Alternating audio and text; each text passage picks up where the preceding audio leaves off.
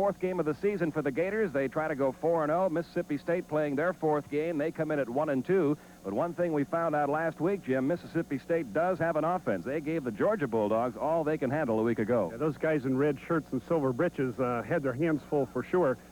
35 points scored by the Mississippi State Bulldogs, the most points scored on any Georgia defense since 1974. Tony Shell, I think it's a misnomer to call him the third-string quarterback. I think he's the third quarterback to get a chance to play this year. Threw 4 touchdown passes, over 266 yards via the air last week against Georgia. So Mississippi State knows how to put points on the board. It should be an offensive explosion out there this afternoon. And for the Gators, 3 very good ball games to open up the year. Some of the young players in the team should be gaining quite a bit of confidence now. Really only one challenge, and that was against Ole Miss in Jackson. And this Mississippi State team is very similar to Ole Miss. I bet if they were to play each other, it would be a toss-up. So I think the Gators deserve the favorite status, and they are playing at home. We might mention that it was 1965, the last time the Mississippi State Bulldogs won a game here at Florida Field. So Mississippi State's on the road, and they're facing a very tough University of Florida football team. So what's going to happen here this afternoon? Will the Gators continue to roll, or will the Bulldogs of Mississippi State prove that last week was no fluke when they scored 35 points and just missed tying the Georgia Bulldogs? We'll be finding out. Florida Field, the site. We'll be back with the opening kickoff right after this.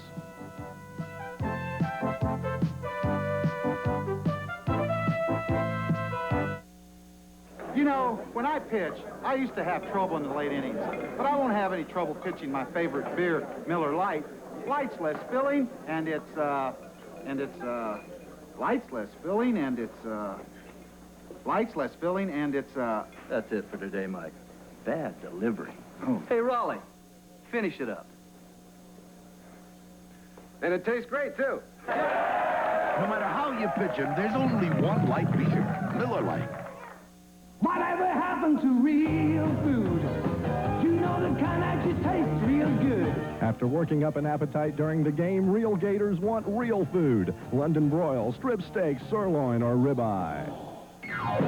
Beef belongs on every Gators training table because beef is real food for real Gators. I got a taste for some real food. The Florida Beef Council is a proud sponsor of the 1988 Gator football season. Sports Channel Florida is your ticket to the most University of Florida events. During the year, you'll see all the action of Gator football, basketball, and baseball. Plus, Sports Channel will bring you the best of Gator swimming, tennis, and gymnastics, coverage you can't see anywhere else. You won't want to miss any of the exciting Gator action on Sports Channel Florida, standard equipment for the Florida sports fan.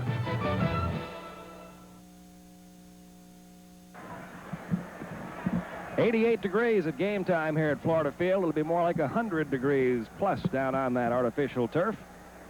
And we're just moments away from the opening kickoff. It'll be the Gators kicking off to Mississippi State. Big Southeastern Conference battle for both universities. University of Florida 1-0.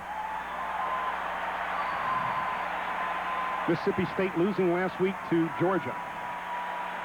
John David Francis, who has been near perfect as a place kicker for the Gators, will do the kicking off. The deep backs for Mississippi State should be John Moore, number 39, and Michael Robinson, number 36. Over 70,000 on hand here at Florida Field.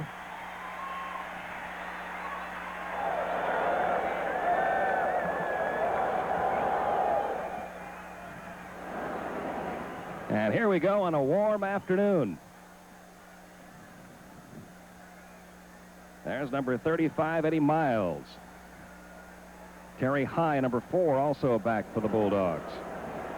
These 1:30 p.m. kickoffs make a big difference with the heat factor out there. The Gators previously in their home contest kicked off at 4 o'clock.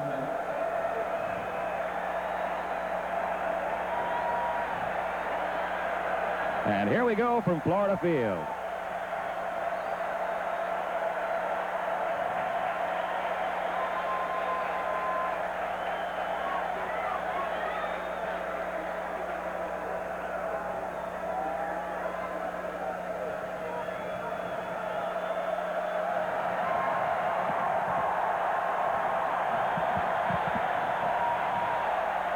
The crowd of 70,000 plus on its feet for the opening kickoff. John David Francis approaches the ball, and we are underway.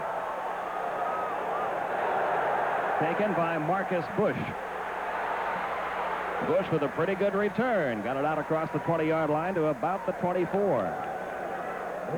Brent Ellis making the tackle, a 21-yard return for Marcus Bush.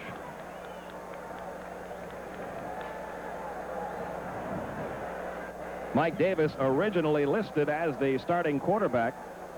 But we note down on the field that Tony Shell, the youngster who made his first collegiate appearance last week and threw 4 touchdown passes, is out there. Very big offensive line. They average over 280 in the middle of that line.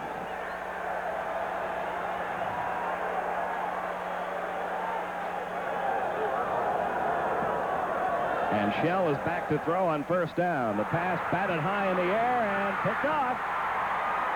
Just like that, Joey Nicoletto coming up with the interception. The Gators will have excellent field position on a tip pass that Nicoletto was all over. Huey Richardson also diving for the football. We're not sure who knocks it loose. I believe it is Huey Richardson at the outside linebacker position. Watch Huey, number 90. No, it's Rodney Weston, number 68, the big 6'5" defensive tackle from Belglade, Florida, knocks the ball in the air, and Joey Nicoletto is Johnny on the spot. So it's a first down for the Gators at the Bulldog 24. Kyle Morris. Handing off to Emmett Smith. Smith gets about 4 yards down to about the 20. Where it'll be second down and 6. Heath Jackson making the stop. Morris, Emmett Smith expected to play a little more this week with a tougher competition. And that offensive line, David Williams, the big key there.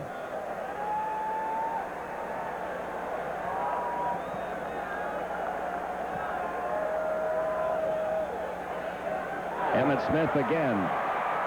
Getting down to about the 15-yard line, shy of a first down by about a half yard. Reggie Stewart making the tackle along with Bill Knight. The Bulldog defense, they use a 4-man front. 3 linebackers. Darren Martin rotates one side to the other. And there's the defensive backfield for the Bulldogs. Cedric Smith is seeing action starting at fullback after nursing a sore ankle for at least 1 week, throwing a big block here in the first series to give Emmett Smith some running room on that last play. Third down and 1. The pitch is to Emmett Smith. Smith has the first down inside the 15, down to about the 13-yard line. Bernard McCullough, the right side cornerback, making the tackle for the Bulldogs. First down for the Gators. Galen Hall hoping to see his team get on the board here early. A big turnover for Mississippi State in the opening minute of play. Now the Gators have it first down at the Bulldog 13. Kyle Morris threw for 299 yards a week ago. Emmett Smith again. Inside the 10, down to about the 7-yard line. James Williams making the tackle after a 5-yard gain. Williams, the leading tackler on this Bulldog team, credited with 44 tackles in the Bulldogs' first 3 games. Very important in Southeastern Conference battles, obviously, to get off to a good start. And anytime you get tremendous field position like this, you really need to punch it in for the touchdown. 3 points would be satisfactory, but they really need to get a touchdown when you get such tremendous field position like this. Second down, about 5 yards to go at the Bulldog 9. Morris running the option, going to keep it. And he'll be pulled down at about the 6-yard line, about 2 yards shy of the first down. Kyle Morris, who has gained more and more confidence as this early part of the season has gone on. We told you nearly half of those 600 yards coming a week ago against Indiana State. 299 yards, a couple of touchdowns. It'll be third down and 2. On the Mississippi State 6.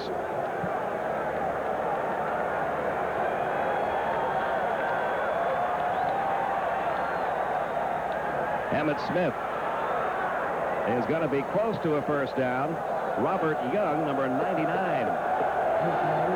making a big tackle. We may have to have a measurement here. Not a whole lot of daylight there initially, but Emmitt Smith cuts back into the interior of the line, and Robert Young, the big 6'6", 248-pound outside linebacker, comes up with an excellent play to stop Emmitt just a foot or two short of the first down marker, and it looks like the Gators are, in fact, going to go for it. They spot the ball on the 5-yard line, so it's nearly a full yard to go for the first down. Wayne Williams has checked into that backfield, along with Cedric Smith and Emmitt Smith. It's Cedric Smith, the fullback, pulling his way toward first down territory. We'll see where they spot the ball after they unpile. Very close. He got airborne, but we're not sure if he made the distance necessary. It's The Bulldogs believe they've held. Yes, they do. Reggie Stewart, number 42. He got in the air, but he didn't get the airborne to the extent they wanted him to, and Mississippi State might have come up with a great play right here on defense. Here's the measurement for the first down. Nope. The Bulldogs have stopped him. So, Jim, what you were talking about, the Gators with great field position after the turnover, and you want to punch it in, but the Bulldog defense proving a little too tough this first time. Yeah, that's a moral and physical victory for Mississippi State on defense. Just a tremendous effort by the young men that play on defense for Mississippi State, stopping that Gator offensive series after the Gators came up with such great field position. Just never got airborne to the extent they wanted him to dive over for that first down. So Reggie Stewart with a big tackle there, and now the Bulldogs take over on their own 4-yard line. Tony Shell pitching to his tailback, and Joey Nicoletto there to make the stop. Mississippi State has a multiple pro offense, very similar to what the University of Florida runs, almost a mirror image of each other on offense. They love to feature the tailback, and they'll throw the ball when the opportunity presents itself. Jesse Anderson, a 3-yard gain in that last carry. Second down, about 7, the ball on the 8-yard line. On the draw play, this is Hank Phillips. And Hank Phillips is forced out of bounds just shy of the first down. Tony Jones, the left cornerback, bumping him out. It'll be shy by about a half a yard. In that backfield for the Bulldogs, Phillips, their leader back there, 32 carries coming into this game. They don't run the ball that much, Mississippi State. They've been throwing the ball a lot this year, losing close ones to Georgia last week, Vanderbilt the week before. They opened the season with a 7-point victory over Louisiana Tech. Well, Vanderbilt and Georgia both have outstanding offenses, so Mississippi State knew that in both of those occasions they had to put points on the board, and they did throw the ball quite often. Shy by about a half a foot of a first down. So it'll be third down, less than a yard to go. The ball right on the Bulldog 14. Jared Young, the fullback, Hank Phillips, the tailback, behind Tony Shell. Shell keeping it, plowing forward behind that huge offensive line of his, and he should have the first down. Joey Nicoletto making the stop along with Jeff Roth. But you're talking about size on that offensive line for the Bulldogs. Left tackle Mike Hendershot, 281. Left guard Derek Dean, 267. The center Tony Robertson, 287. And on the right side, Derwood Minor, 275. Kenny Stewart, 289. I think that answers the question, where's the beef in Starkville? It's right up front. Boy, that's a big group. First down at the 15. And we're going to have a timeout taken here by Mississippi State, stopping the clock with 10:09 to go in the first quarter. And we are scoreless at Florida Field. We'll be right back.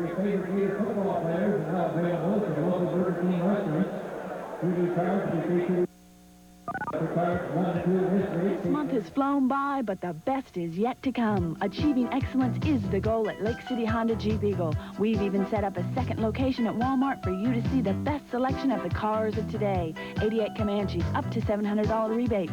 89 Eagle Medallions, $1,000 rebates. 89 Eagle Premiers, $750 rebates. Also, a great selection of Hondas and pre-owned cars as low as $99 per month. Lake City Honda Jeep Eagle, where style, selection, and service come together. No. Are we all even, too, and everything? Yeah. I mean, Okay, so the camera's rolling. Okay, right. All right. Okay, here we are. So remember. Okay, now everybody smile, get loose. Okay, all right, now, okay. Doesn't it really irritate you when people put their family in a television commercial? Well, here they are. Remember that camera there. So remember, as long as the others follow, Roderick's leads the way. Why Sports Channel Florida is standard equipment for the Florida sports fan.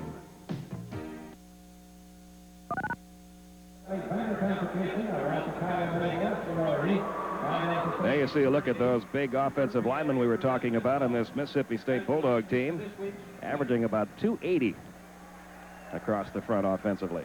You wonder, Jim, at times how big offensive linemen are going to be, say, 20 years from now, if they grow as much as they have in the past 20 years.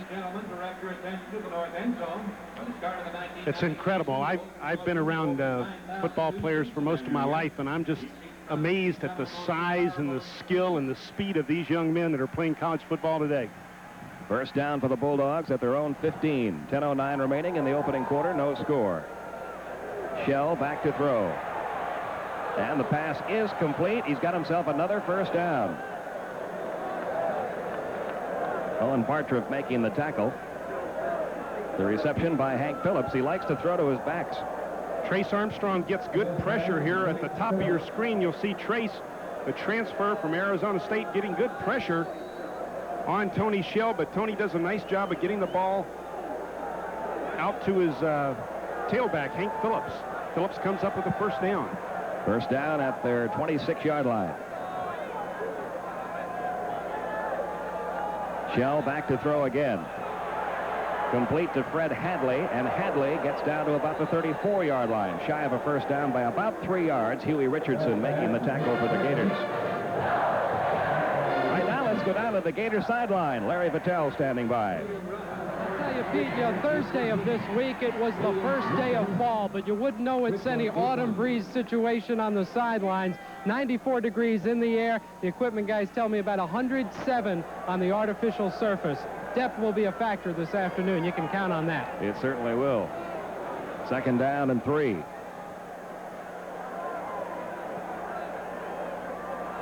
On the draw play, not a whole lot of running room this time.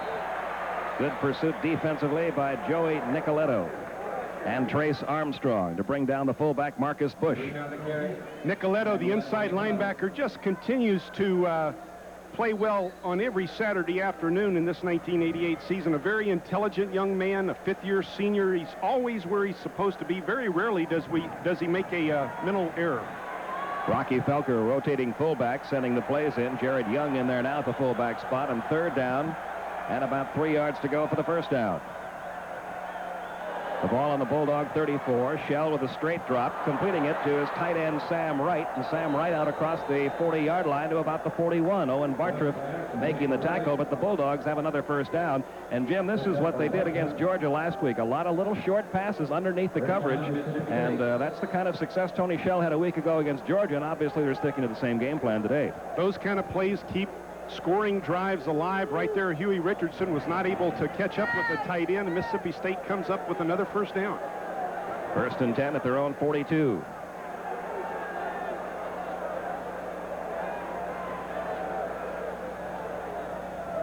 Shell back to throw on first down. Under some pressure, picked off by Richardson. Huey Richardson inside the 40, inside the 30, still on his feet, brought down finally at the 23-yard line. Second interception of the afternoon by the Gators, and once again, Florida will have excellent field position.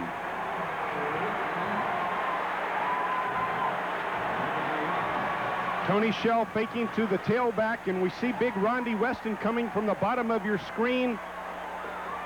Throws it right to Huey Richardson, and Huey, the excellent athlete that he is, has the hands to catch the football and sprint down the field. Huey sees that goal line. He wants 6.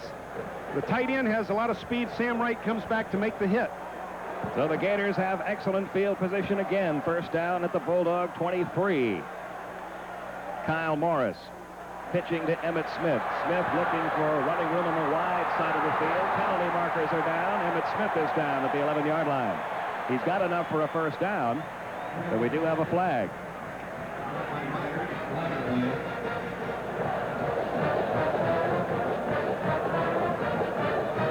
We'll wait and see what this penalty is all about.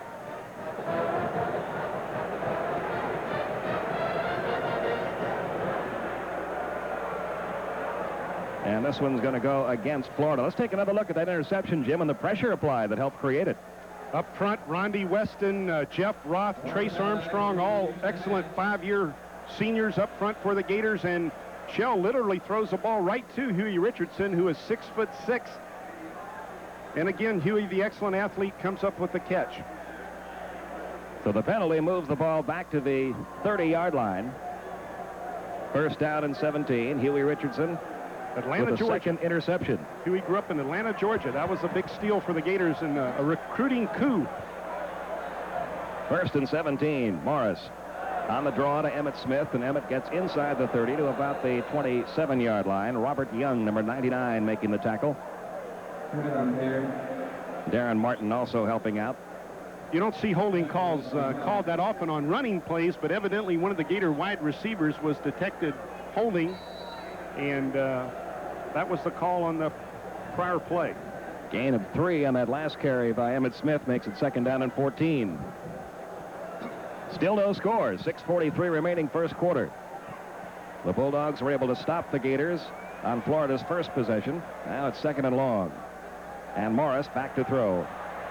Has some good protection. And the pass complete to Stacy Simmons, who gets down to about the 14-yard line before he's snowed under. Reggie Stewart making the initial hit for Mississippi State.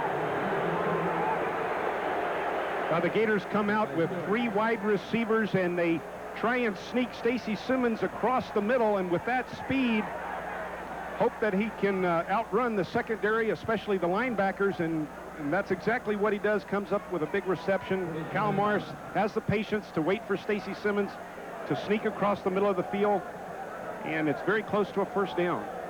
They're bringing the chains all the way across to measure this one.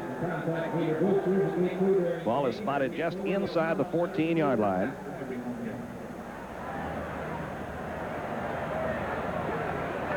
Shy by a couple of inches.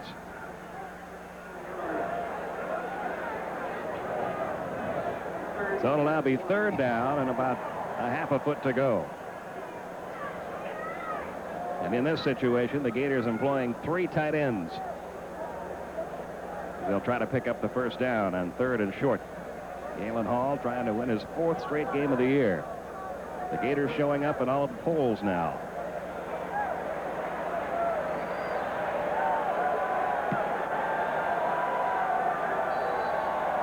In that backfield, Emmett Smith, Cedric Smith, Wayne Williams. Morris keeping and getting the first down. Very headsy play right there by Kyle Morris. He saw that Mississippi State was relaxed at the line of scrimmage. He had his offensive lineman up. He merely gave what they call the goose to the offensive center. The center and the quarterback were the only people moving. Kyle Morris easily picks up the first down. Now there's a heady call by a young quarterback who's gaining more confidence, more experience. First down at the Bulldog 12.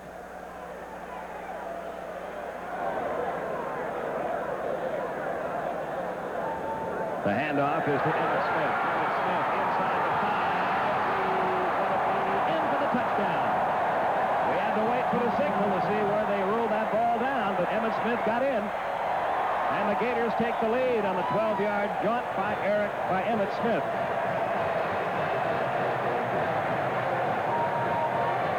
Emmett Smith showing that great ability to cut back. His offensive lineman gets some movement, open up a bit of a crack there, and when Emmett Smith starts cutting back, very, very difficult to stop him. And look at that tremendous effort to get in the end zone. John David Francis adds the extra point, and the clock is stopped with 5:56 remaining in the first quarter. 2 big Mississippi State turnovers. The Gators have finally cashed in on one. 5:56 to go. 7-0 Gators. We'll be right back.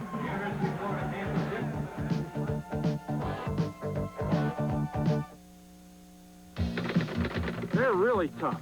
I've never seen them look so strong. This can mean only one thing. Trouble for us? Trouble? No. It means the Ford dealers here in Florida and South Georgia will be selling more cars and trucks than ever. Just look at that new Ford Ranger. No wonder it's the best-selling compact pickup in the country. And Ford Taurus is America's best-selling car. But, Coach, the scouting report. I'm scouting out the new Ford, and you should be, too. See your Florida and South Georgia Ford dealer today. Great teams aren't born. They're built, player by player. Introducing new Citrus Cooler Gatorade. It speeds in fluids and minerals. Supplies energy to working muscles. With a cool citrus taste all its own. If you're going to be part of this lineup, lemon lime, orange, fruit punch, lemonade, Citrus Cooler, you'd better bring something to the party. New Citrus Cooler Gatorade.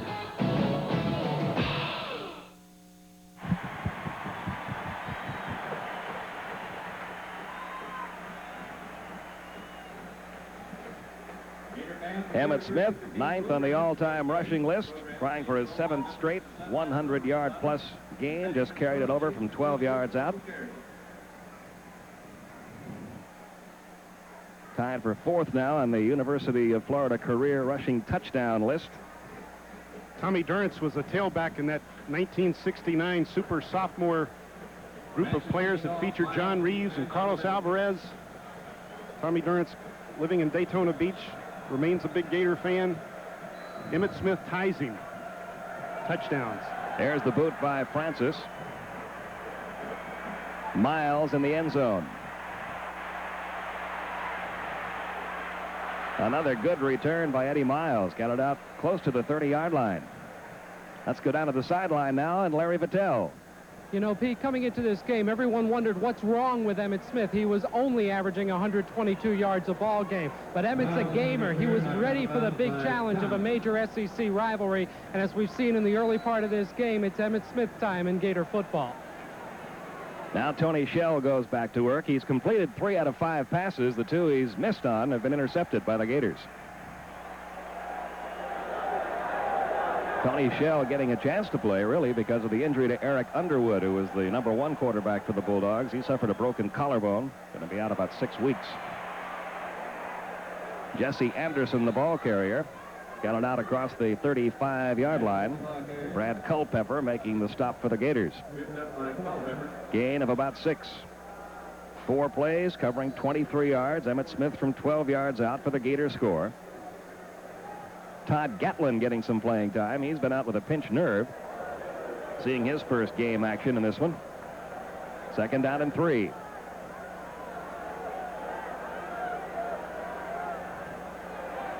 Again, the pitch is to the tailback, Jesse Anderson.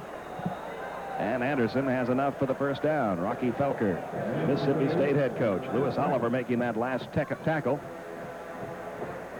Felker, who played for the Bulldogs. Had a great 1974 season. 2 former quarterbacks, the head coaches at Florida Field today. Galen Hall, the outstanding quarterback at Penn State. Rocky Felker in the same capacity during his career at Mississippi State. First down at the Bulldog 41. Shell again changing the call at the line and calling a timeout. Second time he's had to do that. And it stops the clock with 4:46 remaining in the opening quarter. The Gators leading at 7-0, and we'll be back to Florida Field.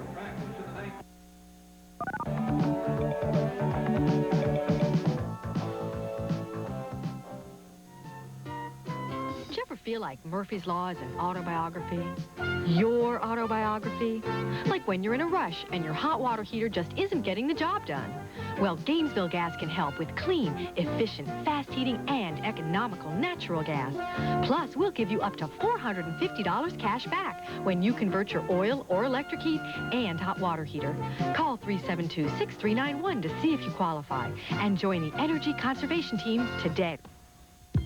Clearance time is the best time to buy a luxury car, and your Chrysler Plymouth dealers have luxury cars that give you everything. Like Chrysler New Yorker and Chrysler New Yorker Landau's powerful V6 engine, both available with anti-lock brakes and Corinthian leather. Plus, get our new Crystal Key warranty with better owner care than Rolls or Mercedes. And now, we're dealing big on everything you've just seen. This may be the best time to buy, so hurry in, because the way we're dealing on the cars that give you everything, there may be nothing left.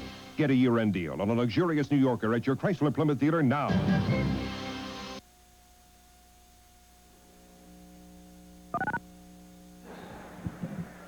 Join Sports Channel Florida during the year for all the exciting action of Gator basketball, baseball, and track and field, just to mention a few of the Florida Gator events right here on Sports Channel Florida, standard equipment for the Florida sports fan.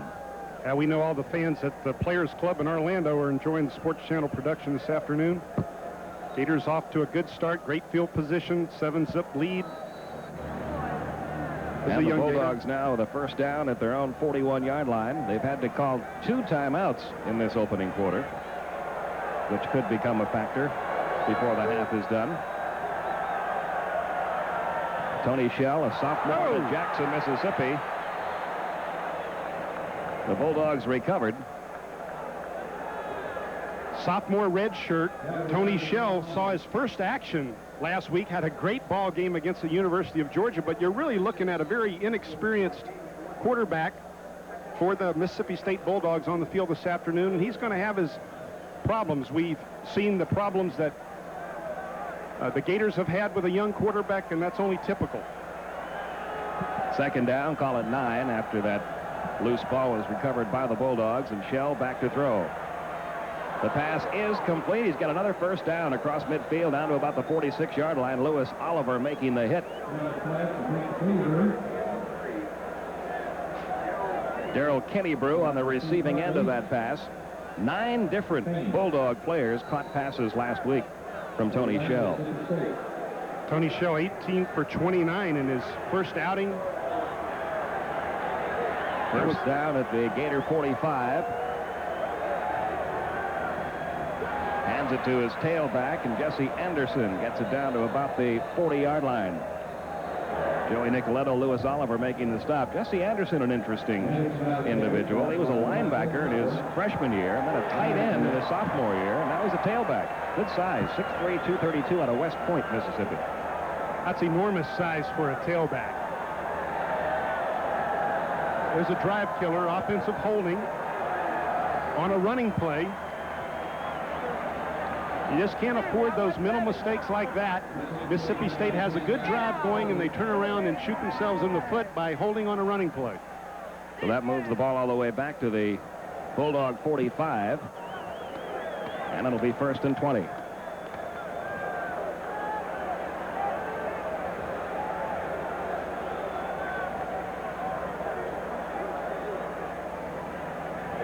Shell pitching to his tailback, Orlando Wade, and Wade gets it out to midfield. Another penalty marker down back at the 44-yard line. Trace Armstrong making the stop for the Gators.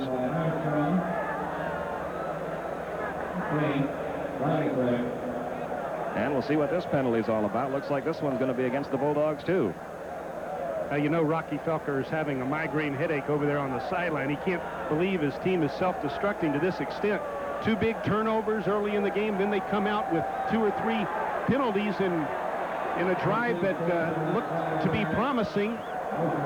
Mississippi State's their biggest enemy out on the field early in this ball game. Ball will be marked back at the Bulldog 40 now. It'll be 1st and 25. We've got 3:14 remaining in the opening quarter. Gators leading at 7-0. And 1st and long for Mississippi State.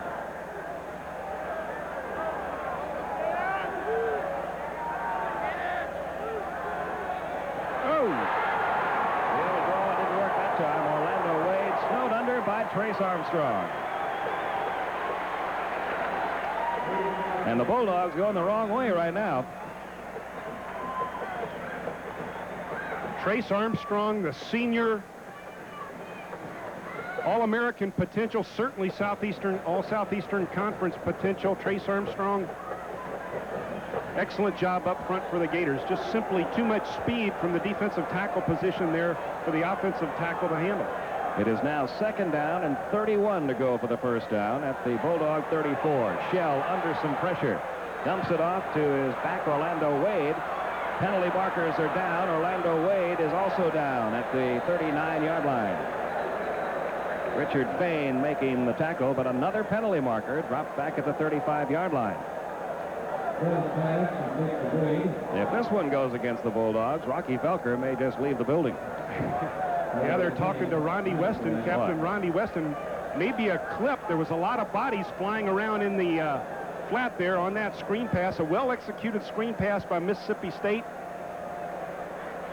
Had the Gator down lineman rushing the quarterback, dropped the ball over, had blockers in front, but came up with a clip. And this moves it all the way back to the Bulldog 20-yard line. 46 yards and penalties.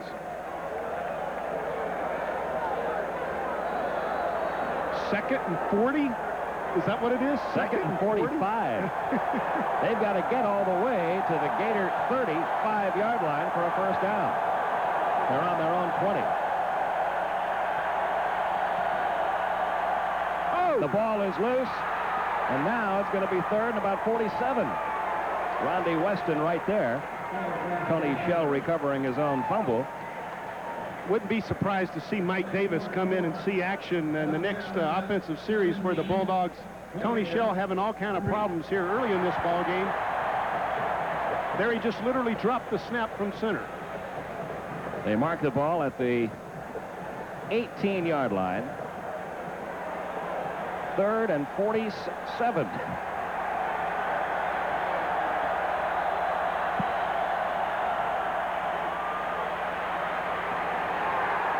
Tailback Hank Phillips finds little running room. Joey Nicoletto right there, and the Bulldogs will have to kick here.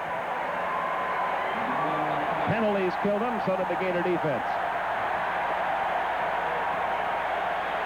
The Gators have an excellent defense, very strong on the defensive line of scrimmage. University of Florida is, but Mississippi State adds to the confusion by penalizing themselves, coming up with mental errors. Mike Riley on to do the kicking. Here come the Gators. They almost got to it. Stacy Simmons back at his own 47-yard line. Across midfield, penalty flag is thrown as Simmons dives ahead to the 47-yard line. And we'll see what this penalty is all about. Lee Davis making the stop. 35-yard kick by Riley. This one's going to be against the Gators. A clip. So this brings it all the way back to the 37 of the Gators, and that's where they'll begin play with just 28 seconds remaining in the opening quarter. Instead of having field position across the 50-yard line, the Gators are backed up into their own territory. Brent Ellis hustling, trying to help Stacy Simmons there. Clips on the play, and the Gators are penalized 15 yards.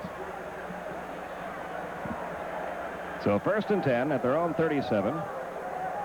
Kyle Morris has stuck pretty much to a ground game so far. Back to throw on first down this time. Eludes the pressure and completes it out near midfield. Tony Lomack on the receiving end.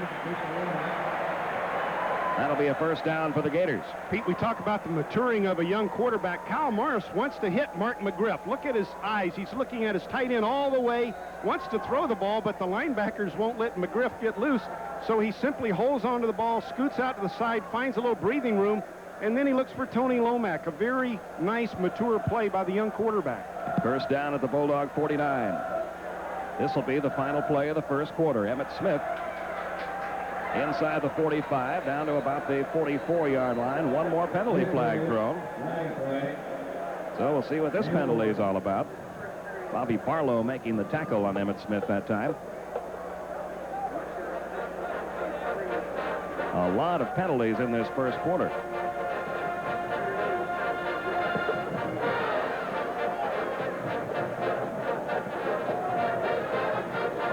And this one will be against the Gators.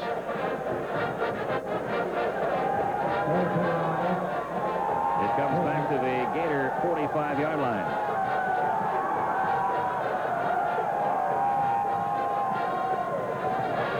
There is no time left on the clock, but since a penalty was called on the final play, we will run one more play here. 35 yards in penalties now, marched off against the Gators.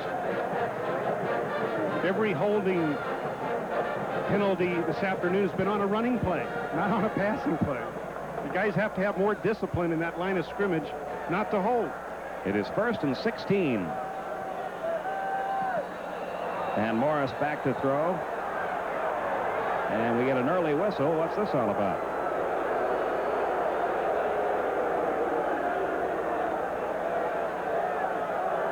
The officials talking it over.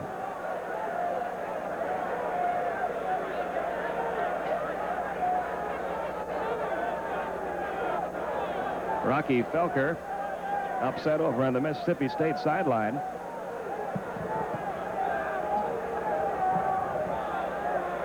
Jim, I'm not sure what this is all about.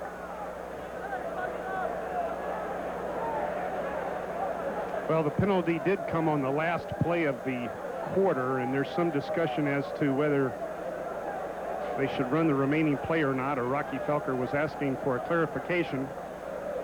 And he gives us one of those erase signs like you do when you stick your arm out to make a signal and you want to turn left and you say, no, I want to turn right, and then you start waving your arm to erase what you've done before.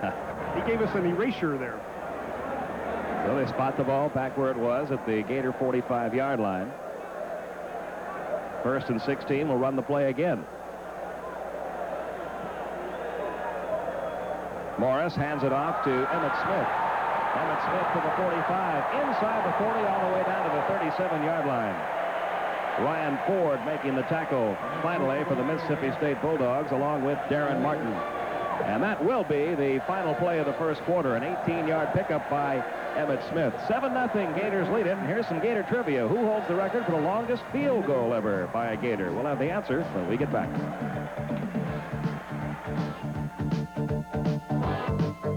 Watch real close now. Take a lesson. Lax goes fast, it's like a blessing. Giving Lax won't treat you wrong, because when it's Lax, it's gone. Fact is, Lax is country good. Use fresh lean meat just like you would. Nothing in Lax don't belong, so when it's Lax, it's gone. Making Lax Jumbo Franks plump and meaty isn't too hard for the Lax boys. Just takes real good meat and a little more time. One more time, when it's Lax, it's gone. Around 20 years ago, Sonny Tillman started cooking up his own brand of barbecue. Sonny's success was built on a pleasant setting for a tasty meal at a reasonable price. It's still that way at Sonny's everywhere. That same great barbecue taste cooked into Sonny's ribs or chicken, beef or pork. So come to Sonny's Real Pit Barbecue for barbecue at its best. 'Cause everybody loves to meet at Sonny's. Barbecue at its best. It's just what Florida's been waiting for. The NBA has arrived, and Sports Channel Florida has teamed up with the Miami Heat for the excitement of 41 games you can't see anywhere else. Follow the Heat on Sports Channel as they take on the NBA's brightest stars like Michael Jordan, Larry Bird, and Magic Johnson. Don't get left out in the cold. It's Miami Heat basketball coming this fall on Sports Channel Florida. Standard equipment for the Florida sports fan. I don't have anything. Here's another look at that final play of the first quarter. An 18-yard pickup for Emmett Smith, who now has 8 carries for 49 yards on the day.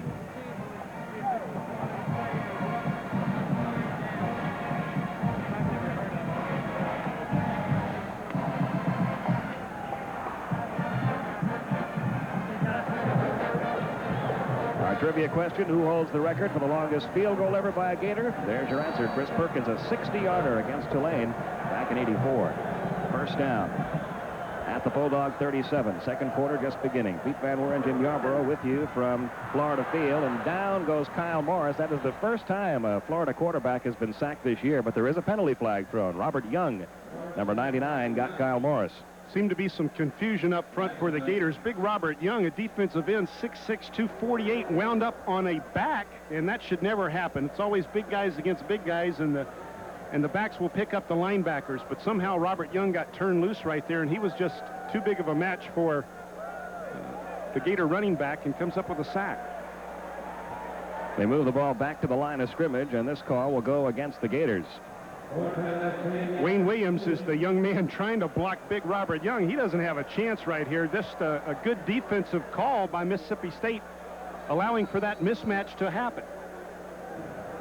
But rather than take the yardage, they're taking the penalty yardage instead, so that will not count as a quarterback sack. And that means that Gator quarterbacks have yet to be caught back there. But the ball is back at the 47. It's 1st and 20 now. 3 wide receivers in there for the Gators on 1st and long.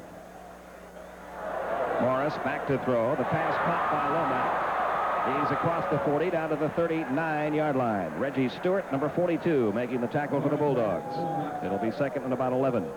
Tony Lomack, the young wide receiver from Tallahassee, Leon, we keep saying he has the Stacy Simmons type ability, and they'd like to get the football to him in the open field as well, and we saw a little bit of his talent right there. Ball marked just inside the 40-yard line. Call it second and 12. Second quarter just underway. Gators leading 7-0 in a penalty-laden first half. There you see the numbers. 7 flags thrown already. Morris back to throw. He's scrambling, and he's going to keep it now and get himself down to the 29-yard line before Reggie Stewart brought him down. He could not find an open receiver that time. Very nicely done by Kyle Morris. He has the presence of mind not to throw the football up for grabs. He has the ability to escape the rush, dances out to the left, now sees that his only option is to run the ball. And he does have good speed, 4.6 speed in the 40. For a quarterback, that's a very decent speed. He picked up 9 yards on that carry, so it'll be third down and 3. He's now gained 19 yards on the ground himself in 3 carries this afternoon. Third and 3. And there goes the first quarterback sack. Bill Knight from the middle of that defensive line breaking through. Dragging Morris down at the 37-yard line. Excuse me, Pete, I don't believe the formation was correct. Kyle Morris made a comment before the ball was snapped to Wayne Williams to move over to the right side of the line of scrimmage. Maybe it was, in fact, the formation they had. Richard Starowski getting beat on the rush right there. This is going to be a 54-yard field goal attempt by John David Francis. And it went about 53. Almost, but not quite for John David Francis. So the Bulldogs of Mississippi State will have the ball back with 12:26 remaining in the second quarter. Gators leading at 7-0, and we'll be right back.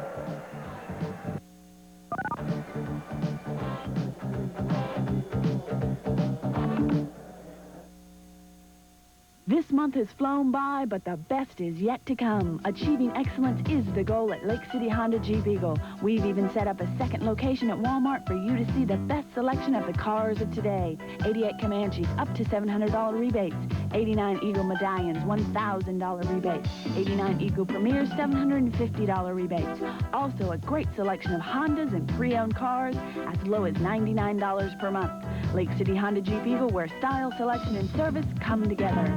Ladies and gentlemen, the largest Thundercraft sports boat dealer in the United States of America for 3 years in a row, Florida Marine Centers, are having their 1988 Red Tag clearance sale. They must sell all 1988 boats, including VIP, McKeecraft, Larson, Sportcraft, and Sunbird. No reasonable offers will be refused. Florida Marine Centers will sell all 1988s no matter what. The 1988 Red Tag clearance sale only at Florida Marine Centers in Ocala, Gainesville, and Leesburg.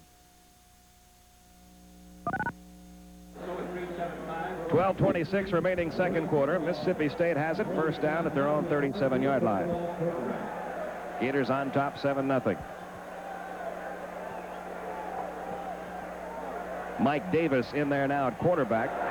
So you were right about that, Jim. Tony Shell a little bit off in his first quarter of play. So Mike Davis, the junior from Okolona, Mississippi, who was a walk-on, taking over at quarterback. Jesse Anderson brought down by Tim Polk on his first call. It'll be second down and about 7 at the 40-yard line.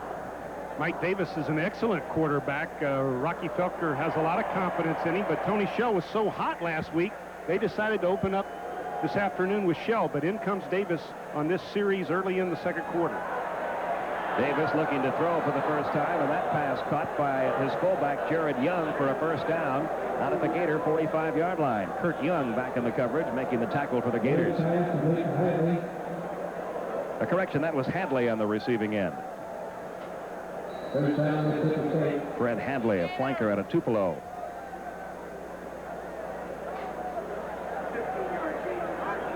So it's first down at the Gator 45. The pitch is to the tailback, Jesse Anderson, and he's gone nowhere.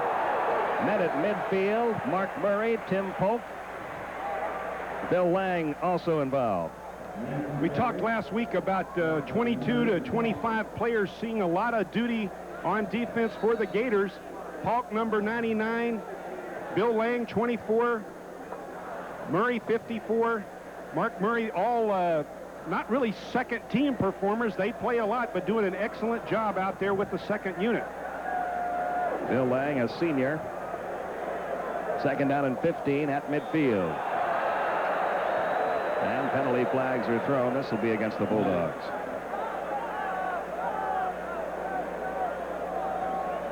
That depth factor, very important, and we see the University of Florida substituting liberally here early in the ball game, trying to save as many of their frontline players as possible for later in the game, and they have a lot of confidence in the young men that they send out on the field, and they have those 22 to 25 players they can call on defense especially. The procedure penalty moves the ball back to the 45-yard line of the Bulldogs. It'll be second down and 20. 4 penalties for 35 yards now for the Bulldogs. Davis, under some pressure, gets rid of it. Trace Armstrong had a big rush on David Fair on the receiving end of that pass, but it's going to go for a loss of 3 yards. Trace Armstrong just so quick, shooting the gap. The offensive tackle hardly slows him down at all, and the quarterback Davis has no chance. David Fair back in action for Mississippi State. Very highly thought of running back. Out with an injury much of last year. He'll see limited time today. Third and about 20. Davis throwing up the middle. The pass incomplete. Intended for the tight end, Sam Wright. And a big hit applied by Bill Lang again. Bill Lang, Sam Wright, and the football all arrive at the same point on the field at the same time. Strong safety Bill Lang's responsible for that tight end. He's right there to make the play, and the linebackers come back to help. So Mississippi State forced to punt once more. Mike Riley checks in. Stacy Simmons back at about the 20-yard line. 9:48 remaining. Almost a block. Simmons will grab it at the 28-yard line, looking for running room, and is brought down at the 33-yard line. Only a 30-yard kick as the Gators applied some pressure. Best thing about that play is Stacy Simmons catches the ball in the air. A line drive punt. That thing hits the ground. It'll bounce another 15 yards. Stacy Simmons does a terrific job coming up with the catch and moving the ball forward 5 or 6 yards. So the Gators put it in play at their own 34 with 9:37 to go in this first half. Florida leading at 7-0. Penalties have marred both sides' play so far. The pitch is to Emmitt Smith. He picked up 49 yards in the first quarter, and he's got about 11 more here. Great second effort. He carried about 3 Bulldogs, 2 or 3 extra yards. Keith Neal making the stop. First down for the Gators. He's just got so many different intangible assets, and one of them is balance. He gets knocked around at the line of scrimmage. Let's watch the shots that he takes, but he doesn't go down. There's a hit, there's a hit, there's a hit, and he's still on his feet, pushing forward for an additional 3 yards after he was hit. 9 carries for 61 yards now for Emmitt Smith. On his way to a 7th consecutive 100-yard game. The pass caught out near midfield. On the receiving end, Ernie Mills, shy of a first down by about 3 yards. Milton Smith, the left cornerback, making the tackle. Mills, 5 catches, 81 yards.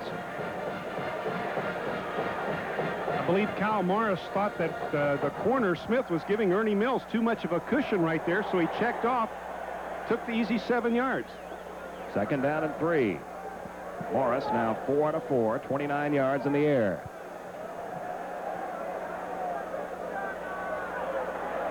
Cedric Smith gets down close to a first down, but he's going to be shy by about a yard.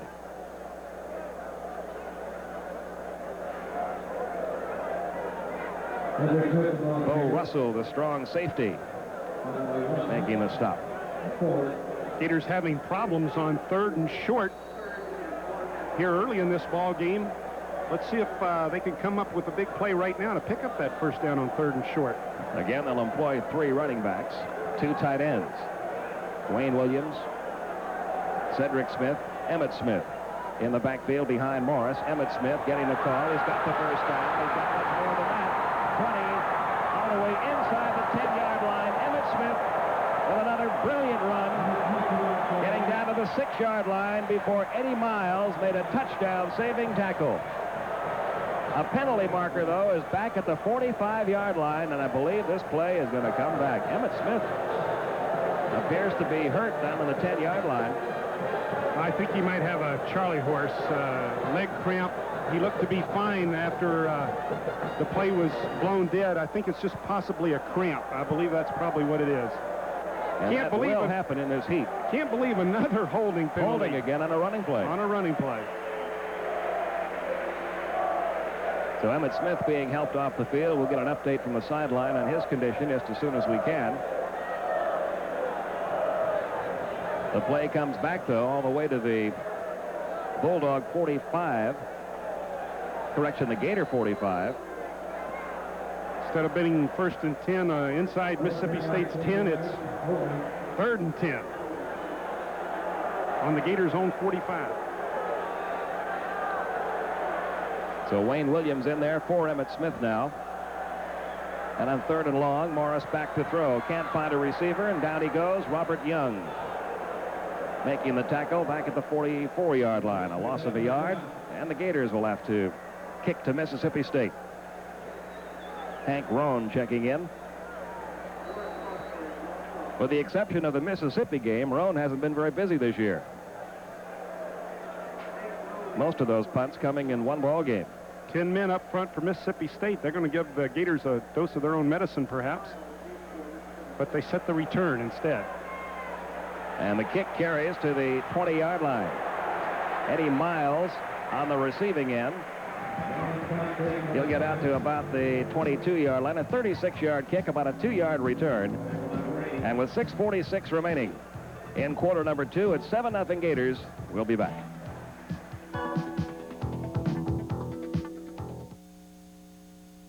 These vinyl granules are the start of an extraordinary Armstrong process that results in a floor unlike any other. Designer Solarium. Its color isn't just printed on. That's for ordinary floors. This is the depth, richness, and lasting beauty of Designer Solarium, the only no-wax floor with a uniquely crafted look of inlaid color. I always knew it was something special. Armstrong, so nice to come home to.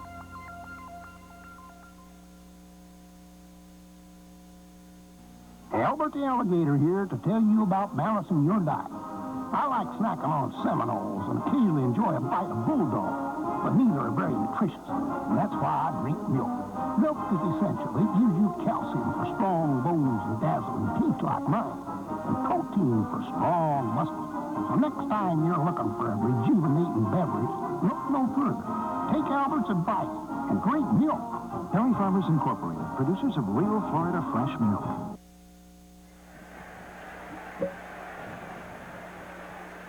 Be sure to join Sports Channel Florida for the next Gator football telecast, Saturday, October 1st, 11:30 p.m. The Gators take on the LSU Tigers. You can catch all the action right here on Sports Channel Florida, standard equipment for the Florida sports fan.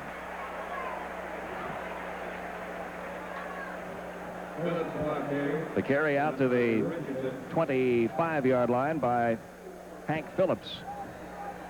Tony McCoy and Huey Richardson making the stop for the Gators. It'll be second down, about 8.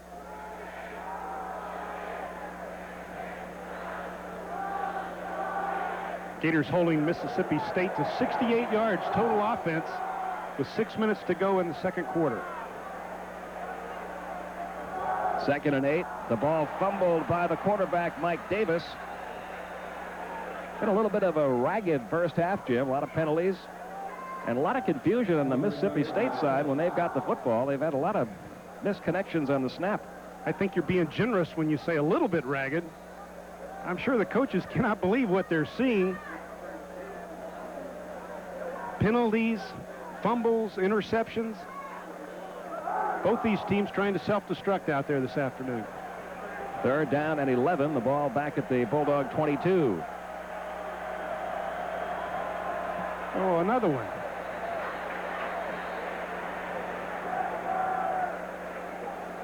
So the clock stops with 5:28 remaining in the half.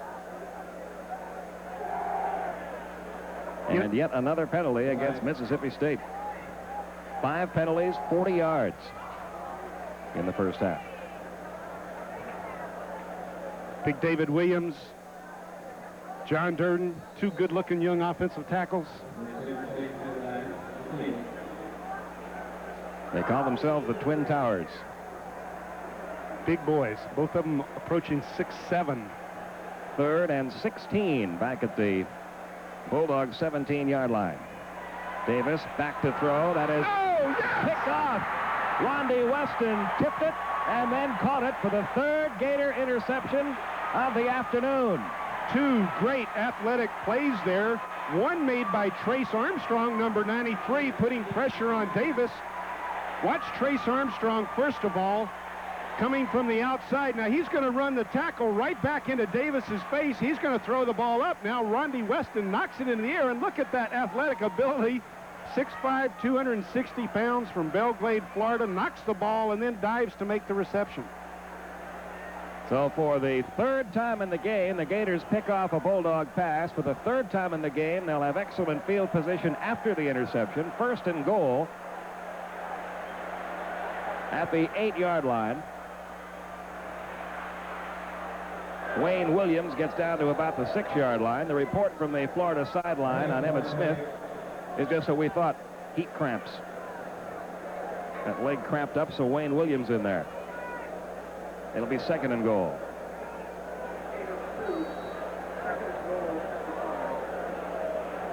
The ball just inside the Bulldogs 6. There's your time remaining.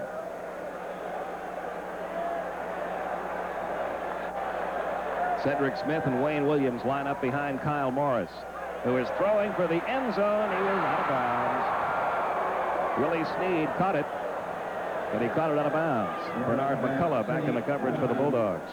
A little bit too much air in that football right there. Willie Snead was open right at the line of scrimmage, and Kyle Morris just put a little too much touch on it. The ball floats out of bounds, but Snead was open when the ball was first snapped. Nice attempt. Very close. Morris now 4 out of 5 for 29 yards. 3rd down and goal from 5 yards out.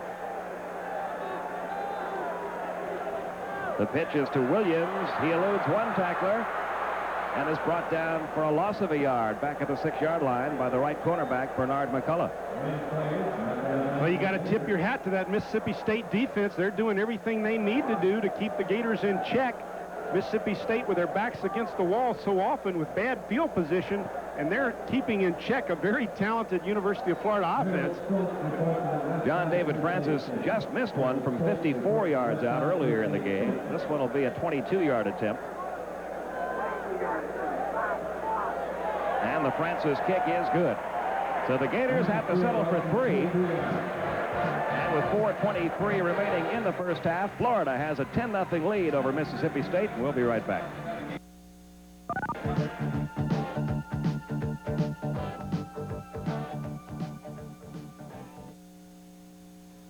This was the Carpetland in Newberry Square presents Congolium versus the Scuffers in the Kitchen Olympics. Can the Congolium beauty endure? Yes, not a scuff on the floor. Fine footwork, but Congolium with its Scuff Tough formula proves virtually impossible to scuff. And now at Carpetland, save up to $100 on selected Congolium floors with the Scuff Tough formula that keeps them virtually scuff-free. But hurry, offer good through the end of the month only. Savings up to $100 now at Carpetland in the Newberry Square. Call or stop by today for details.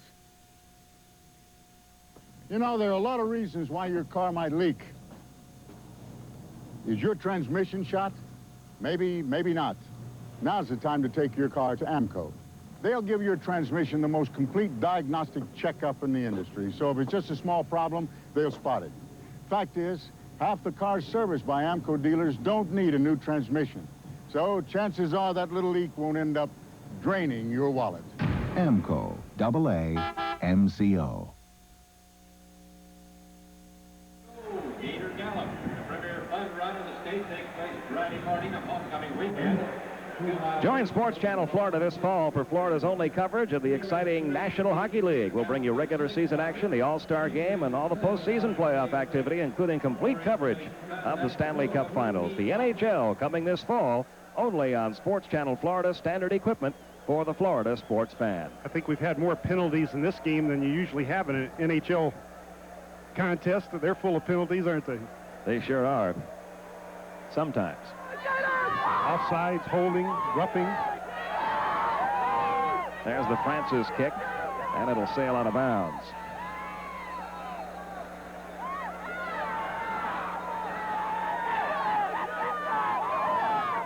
So this one will come back and be tried again from the 30-yard line.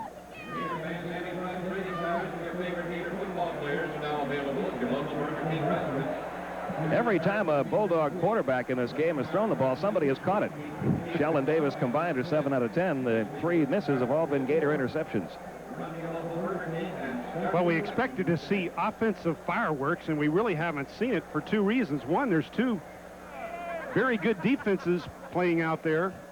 Mississippi State's defense and Florida's defense are playing very well, and then the offenses just keep making mistakes.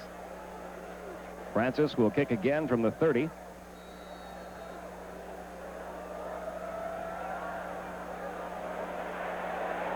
Good kick, carries all the way to the end zone. Eddie Miles going to bring it out to the 20-yard line. Gators settling for a 22-yard field goal. That is 3 times in the game, Jim, that they've had interceptions inside the 25-yard line, and they came up empty one time, did get the touchdown once, had to settle for a field goal the other. So the Bulldog defense has done a pretty good job when they've had their backs against the wall. Brad Culpepper, Tony McCoy. Seen Glenn Neely also in there. I tell you, in a day as warm as this, you need depth.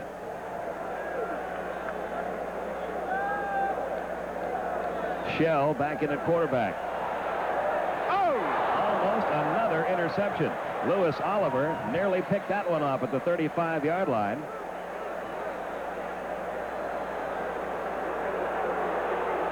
And another penalty flag thrown.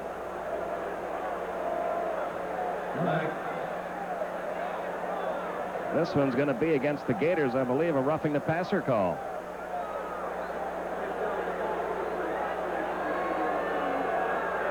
This will be 7 penalties, 68 yards worth of penalties against the Gators in the first half. The ball comes all the way out to the 35-yard line.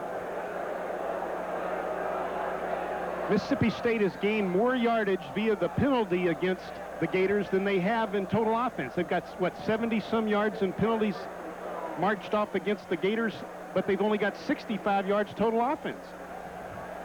So the penalty gives them a first down to the 35. Shell back to throw, and down he goes. The ball is loose.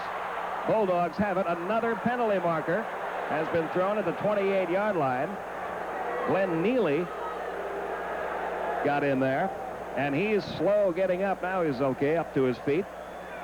This is going to be against the Bulldogs, a holding call.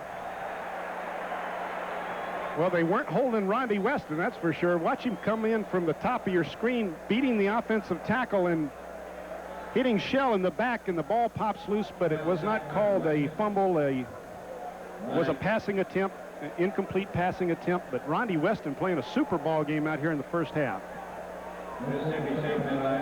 Emmitt Smith not going to be seeing any more action, we understand, in the first half. They'll take another look at him at halftime. Leg cramps, the reason he had to leave the ball game. 61 yards on the ground for Emmitt so far. I have a feeling he'll be back. 1st and 20. Shell back to throw on first down. The pass is complete. Chris Furl, 6'3" flanker, freshman out of Collins, Mississippi. Lewis Oliver and Richard Fain making the stop. After about a 15-yard gain, it'll be 2nd down and 5. Fain giving a little bit too much cushion right here to Farrell. Richard Fain, the cornerback, in double coverage, just a little too deep, a little too soft on the wide receiver right there. Bulldogs come up with a nice reception. It is 2nd down and 5. And looks like the Bulldogs have themselves a first down. Jesse Anderson stopped by Mark Murray and Joey Nicoletto after about a 5 or maybe a 6-yard pickup. Going to be very close. They may have to bring the chains out.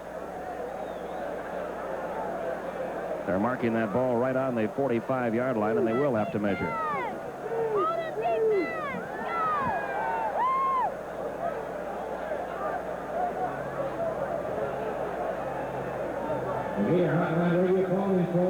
It is a first down at the Bulldog 45.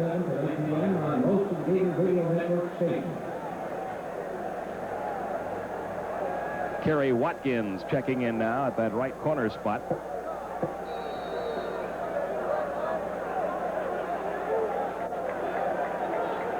He replaces Richard Fain.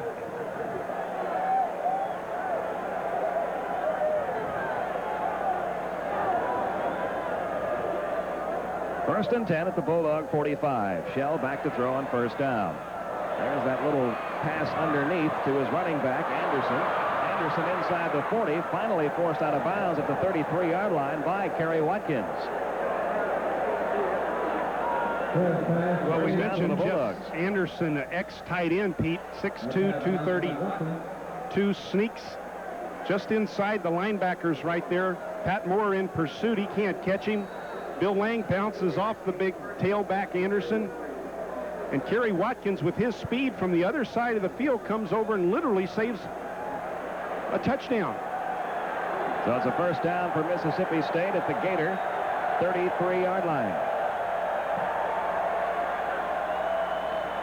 Shell back to throw again, hits the tight end right inside the 25, down to about the 23. And let's go down to the sideline now. Larry Vittel. Well, the word on Emmitt Smith is that Emmitt will not play the rest of this first half. He has a pulled muscle behind his left knee.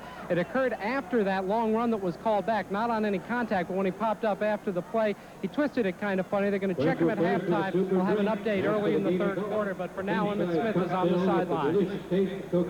Okay, so the injury to Emmitt Smith a little more serious than we were first told. Another first down for the Bulldogs,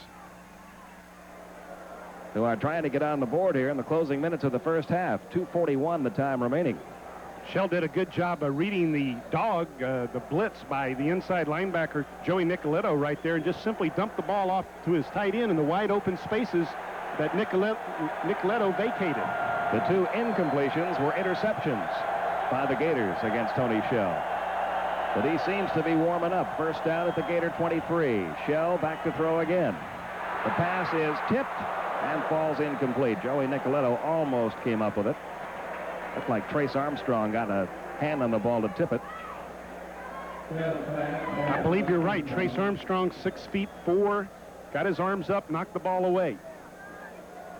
So the incompletion makes it 2nd and 10 at the Gator 23.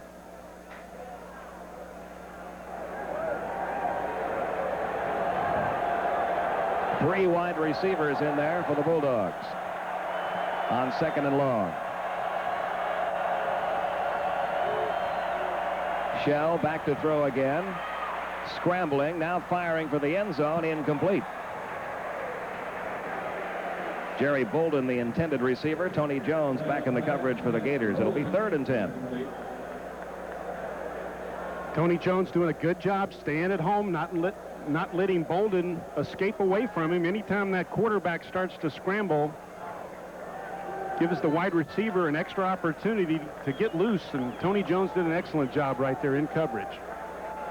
Fred Hadley now checks in, along with number 44, David Fair.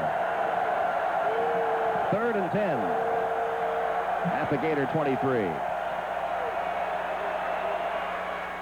And the pass falls incomplete. The intended receiver, number 12, Chris Furrow. Ephesians Bartley back in the coverage.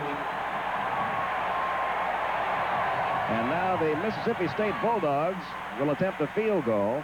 Joel Logan checking in. This attempt will come from the 30-yard line. It'll be a 40-yard effort by Logan.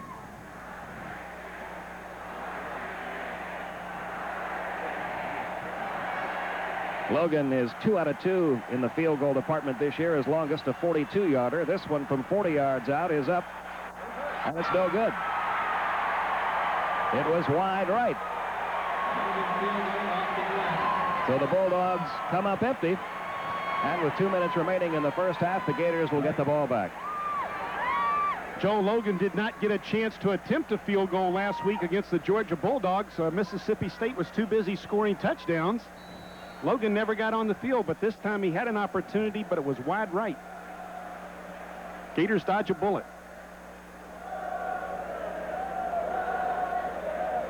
Two minutes remaining. Gators leading at 10-0. We're in the first half at Florida Field, over 70,000 on hand. Kyle Morris giving to Wayne Williams. Wayne Williams gets across the 25 out to about the 27-yard line, a gain of about 3. Milton Smith making the tackle for the Bulldogs. The broadcast rights to this game have been granted to Sports Channel by the University of Florida solely for the entertainment of our audience. Any reproduction or other use of this program without consent of Sports Channel Florida is prohibited. 2nd and 7.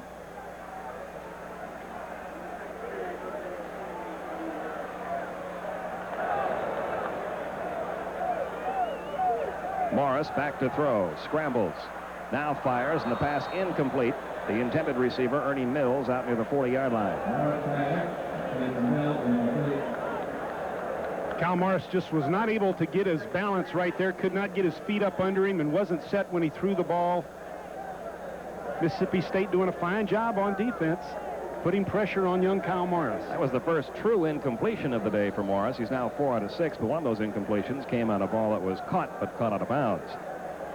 4 out of 6 for 29 yards. A minute 18 remaining. 3rd down and 7. We're in the second quarter. Gators leading at 10-0.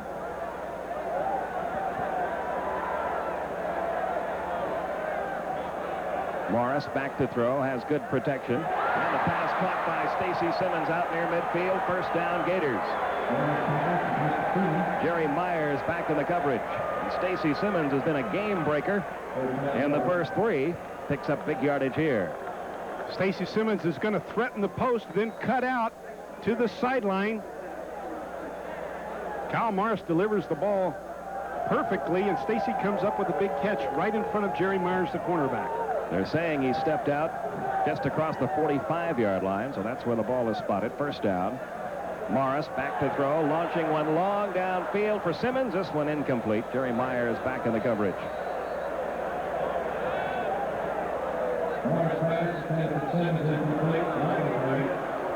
And we've got a penalty marker dropped again, and I think the Gators are going to be penalized one more time. Well, rarely do you see clipping called on an offensive lineman on a pass play, but evidently the defensive lineman was out of the line of scrimmage area where clipping is allowed, and someone hit him in the back, and they called the clip. So the clipping call against the Gators moves it back to the 31-yard line. Within a yard or two of the line of scrimmage, the interior from tackle to tackle, you can clip, but once a lineman escapes that zone that near the line of scrimmage and is in the backfield, you cannot hit him in the back. 8 penalties for 83 yards now against the Gators in the game. This is Wayne Williams out across the 35 to about the 37-yard line. Eddie Miles in on the hit.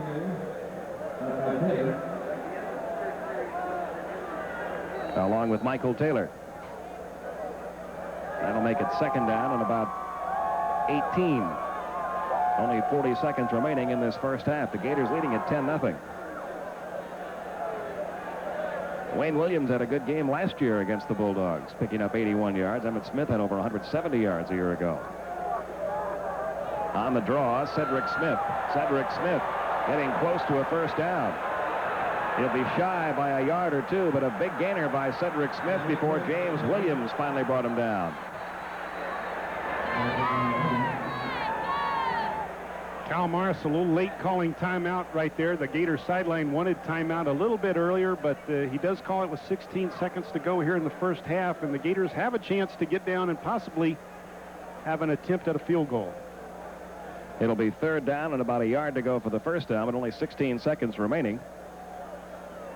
So while we have a moment, let's remind you to join Sports Channel Florida for Miami Hurricane football. That comes up on Sunday, September 25th, 7 p.m. The Hurricanes face the Wisconsin Badgers. You can catch all the action right here on Sports Channel Florida. Standard equipment for the Florida sports fan. 16 seconds remaining in this first half. Both teams have really been their own worst enemies with all the penalties we've had in the first half.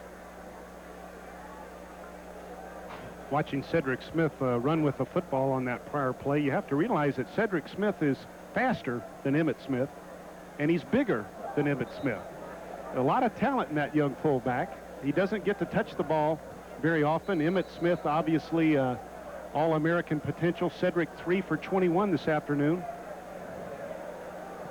And we'll see what the Gators have come up with here on third down. 16 seconds, the time left in the half. It's Cedric Smith trying to get out of bounds, and does at the 40-yard line of the Bulldogs. That stops the clock with 10 seconds remaining. It's going to be difficult to pick up another 10 yards here in 10 seconds, but it can be done. But that's probably what they're going to try and do. Another 10 yards, and they might have a shot at the field goal. Checking into the lineup, Ernie Mills. Stacy Simmons also in. And a third wide receiver, Willie Snead, goes wide right. They have the wrong personnel in the game. Morris back to throw. Launching one long downfield. It was a one-hopper. Stacy Simmons caught it on the bounce, tried to get away with it, but the official was right on the spot. So the clock stops with 3 seconds to go. He was wide open. The ball did bounce, but if Stacy could have come up with that catch, he merely would have stepped out of bounds, and they'd have a chip shot at the field goal. As it is, this will be a monster. 57-yard attempt by John David Francis. He almost connected on a 54-yard attempt early in the game, missed it by about a yard. This one from 57 yards out has a chance. It is no good. Oh, boy, that's about as close as you can come. And that's the final play of the first half. A great effort by John David Francis, but he just missed it. And after 2 quarters of football at Florida Field, we've got ourselves a ball game. Gators 10, the Bulldogs of Mississippi State nothing. And we'll be back with more Florida football after a word from our sponsor and another great moment in Florida football presented by Sports Channel Florida. In 1982, Florida trailed arch rival Miami late in the game. A miraculous catch gave the Gators 7 points in the lead. Hi, I'm Mike Reeves, manager of North Florida Housing Center in Lake City, Florida. We believe that every family has a dream, and that dream is to own their own home. And Fleetwood and North Florida Housing Center are making that dream happen. Like this 24 by 64 Fleetwood you could own for $235 a month. And with over $2 million worth of Fleetwoods in stock, you'll find many beautiful homes to choose from. So why be left out when you can own a beautiful new Fleetwood from North Florida Housing Center? And always remember, when you shop the rest, come buy from the best. That's North Florida Housing Center in Lake City, home of the Bargain Busters.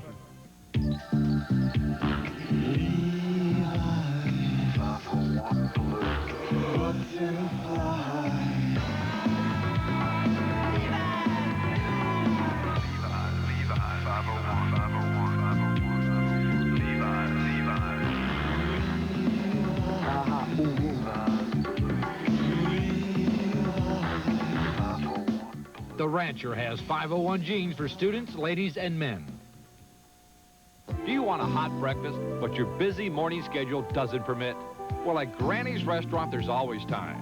Granny's breakfast specials are a great way to start your day. Our delicious food and economical prices make breakfast at Granny's fit your budget and your schedule. Got a sweet tooth? Then try our freshly baked cinnamon rolls and other pastries. At Granny's, we're sure if you like our breakfast, you'll certainly enjoy our country-style lunches. Stop by Granny's and taste for yourself. 101 Northeast 23rd Avenue across from Kmart.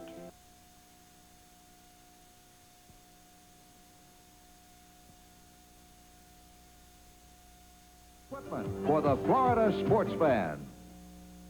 John Smith and Warren Howard. There's your score at halftime. Gators leading Mississippi State 10-0. And while we have some time here at the half, let's take a look at another aspect of the University of Florida, the recent activities at the Shands Medical Center.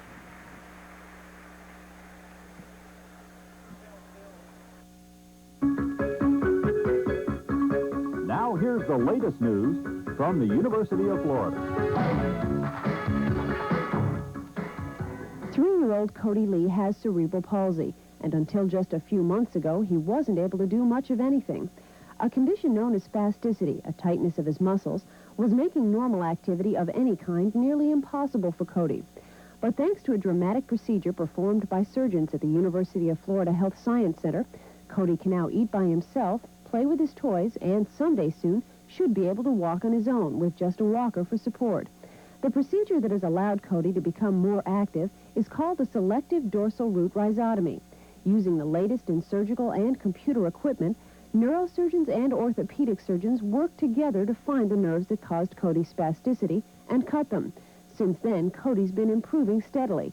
So have most of the other children who've had the surgery. We've held back on our major effort with spasticity until now.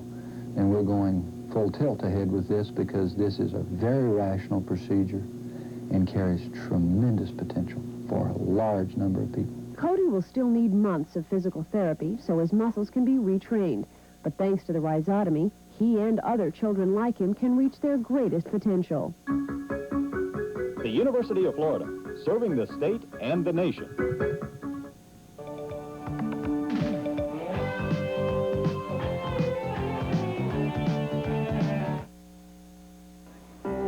By the time you reach 50, First Union believes you're entitled to a few privileges. With our benefit banking program, we guarantee the service. You guarantee what? We guarantee the service. Benefit banking begins at 50, with discounts, bonuses, and guaranteed service. And if we're not completely satisfied, we'll refund any service charges. Benefit banking from First Union. The service is guaranteed. And that's new banking power for you.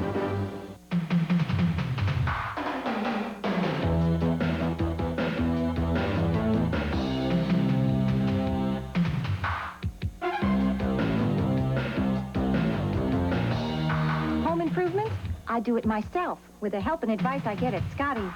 You've got to get to Scotty's now for ant killer, fertilizer, and everything you need for fall lawn and garden care at Scotty's every day. Low prices. Helpful service? You got to get to Scotty's now. This is Galen Hall. Be sure to watch Florida football on Sports Channel Florida. Standard equipment for the Florida sports fan.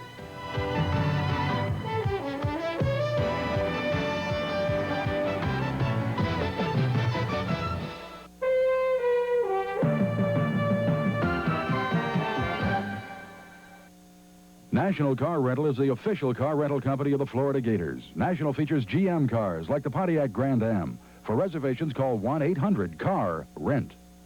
At halftime, a major resource for the residents of the state of Florida is IFAS, the Institute of Food and Agricultural Sciences, and our guest is the Information Director, Don Poucher. What's the major mission, Don, of this organization? Well, Pete, wherever in Florida land, water, and people come together, IFAS does have a mission to enhance and aid the food and agricultural industry, valued at about $40 billion a year, to keep that industry not only competitive in a world market situation, but also compatible with the natural environment of Florida. What are some of the major impacts of this program throughout the state? The major impact of IFAS overall is the fact that IFAS programs are local. Wherever in Florida, IFAS has an office in all 67 counties with our extension program, and then at 15 other locations throughout the state for our research and education centers.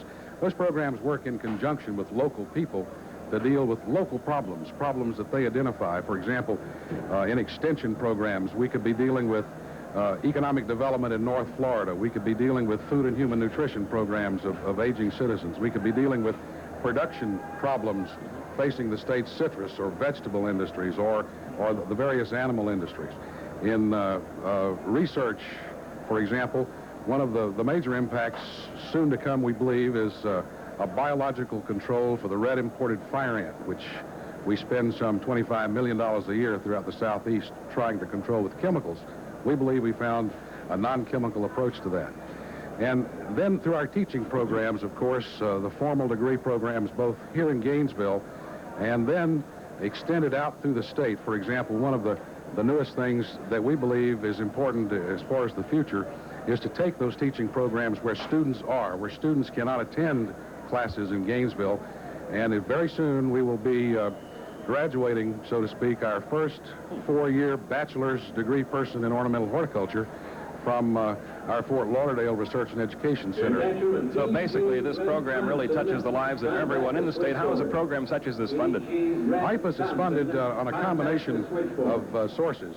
Federal funds from the Congress, state appropriated funds from the legislature, which is the major portion of our funding, and then through our the various boards of county commissioners, who in turn fund local aspects of the IFAS extension program. Not to mention, of course, grants from corporations and foundations. And then a very important part of our funding pattern include gifts from private individuals, foundations, corporations. And certainly this time of year, at this particular point in our history, the gift aspect of it becomes extremely critical, because next week we're going to be joining with the rest of the university in kicking off a major capital campaign. Well, Don, keep up the good work. We're out of time here at halftime. We thank you for stopping by. Congratulations on the work that you and your organization do throughout the state. Pete, thank you very much. It's our pleasure to be here. Our thanks to Don Poucher, and we'll be back with more from Florida Field right after this.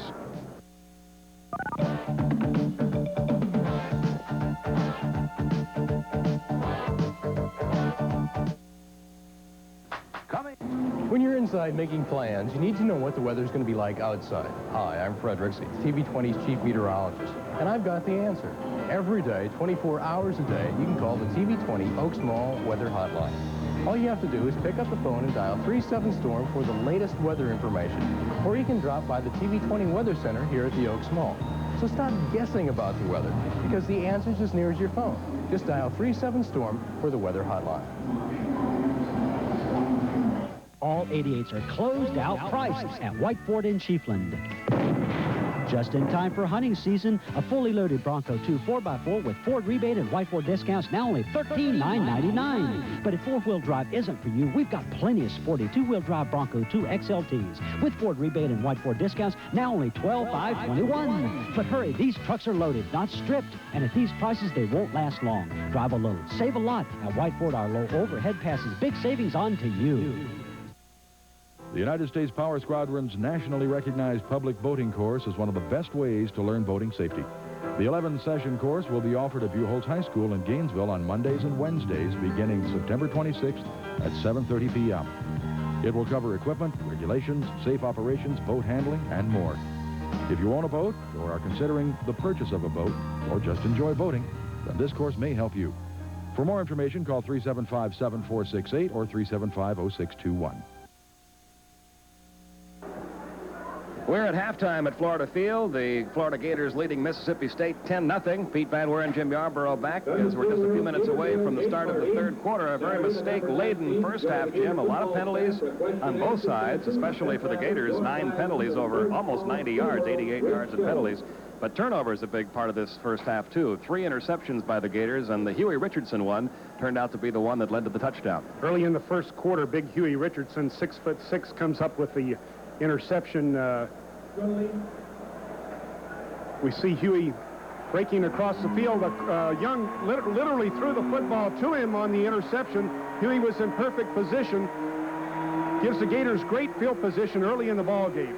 And then just a few plays later, it was Emmett Smith going over from 12 yards out. The only touchdown scored in the first half, and Emmett Smith had to leave the game with a little bit of a muscle pull behind the knee. Yeah, the Gators need Emmett Smith back in that ball game. Here we see his ability to cut back across the grain, and look at the extra effort to dive in for the 6. Emmett Smith, All-American. 61 yards on the ground for Emmett Smith in that first half. And here was a great interception by Rondi Weston. Rondi Weston is an excellent basketball player, and Trace Armstrong puts pressure on Shell. Rondi knocks the ball up, then recovers, has the athletic ability to recover and make the interception as well. So the Gators with a 10-0 lead. A lot of mistakes in the first half on both sides. I know both coaches talked a lot about that at halftime. We'll see if it's a little bit of a cleaner-looking game in the second half. And we'll be back with the second half right after this.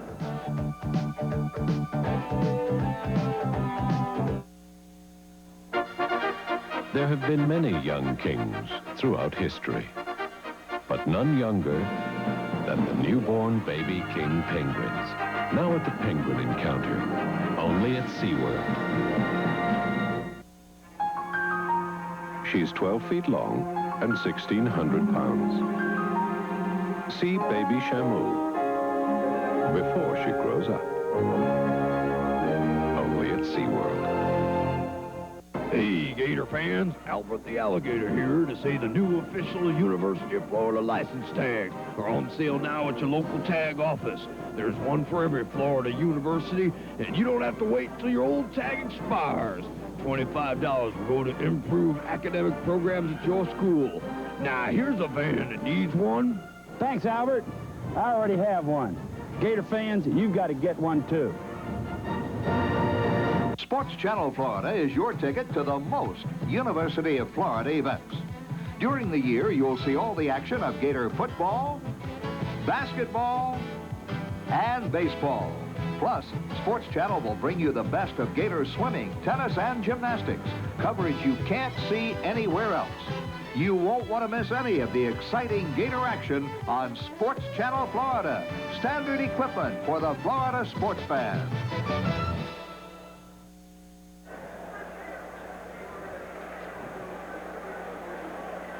Ready now for the kickoff to start the second half, with the Gators leading at 10-0. John David Francis will kick it off from the 35-yard line. The deep backs for Mississippi State, Eddie Miles, number 35, Marcus Bush, number 22, and Terry High, number 4.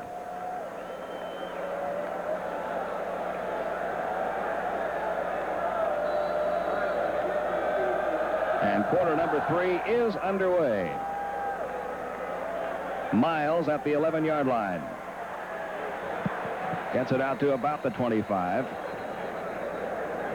Take a look at some numbers, Jim, in that first half, and look at the rushing yardage for Mississippi State. That's the one number that really stands out. Only 18 yards on the ground in the first half for the Bulldogs against the Gators. Again, we mentioned early in the game they were coming in here with big performance in prior weeks from their offense, and just literally the Gators are shutting them down right here.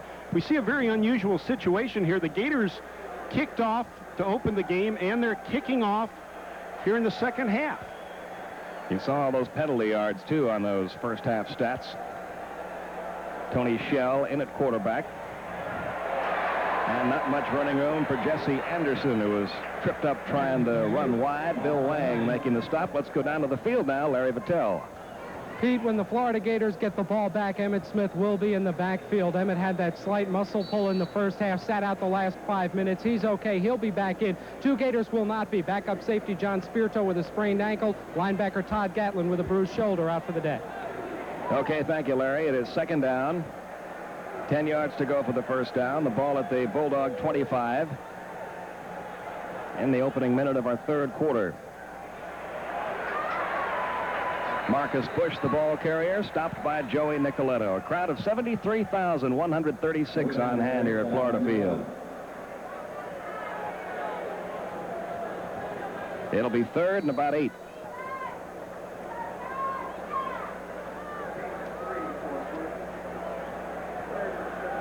Brad Culpepper playing with that first unit in the line. Jeff Roth not out there right now. Roth had some problems with the heat earlier in the week.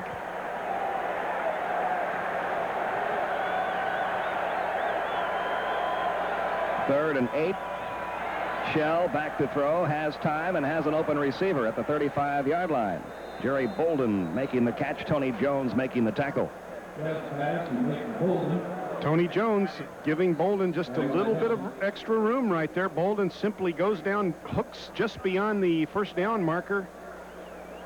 Jones makes the tackle, but I believe the Bulldogs have picked up a first down. They will bring the chains out to check. It is a first down for Mississippi State.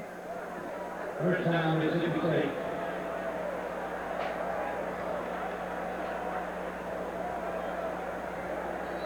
Shell now 10 out of 15 for 94 yards. 2 of the 3 interceptions by the Gators have come against Shell, 1 against Mike Davis.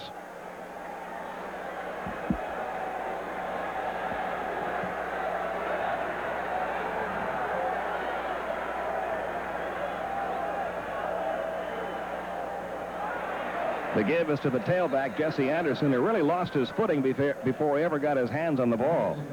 Pat Moore there to bring him down. 9 carries, 23 yards now for Jesse Anderson. Mississippi State likes to believe they can run and throw the football, but they're really having a lot of difficulty this afternoon at Florida Field running the ball at all against that Gator defense. So it'll be second down and 10 now at the Bulldog 35.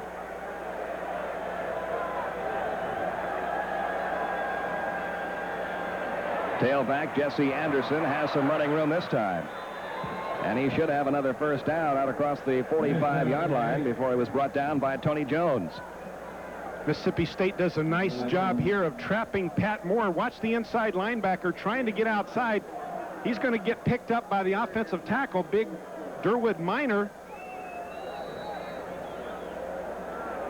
Well, they've spotted the ball just shy of the 45, even though Anderson fell out to about the 46. Rocky Felker wasn't very happy about that over on the Bulldogs sideline. It'll be third down, about a foot to go for the first down.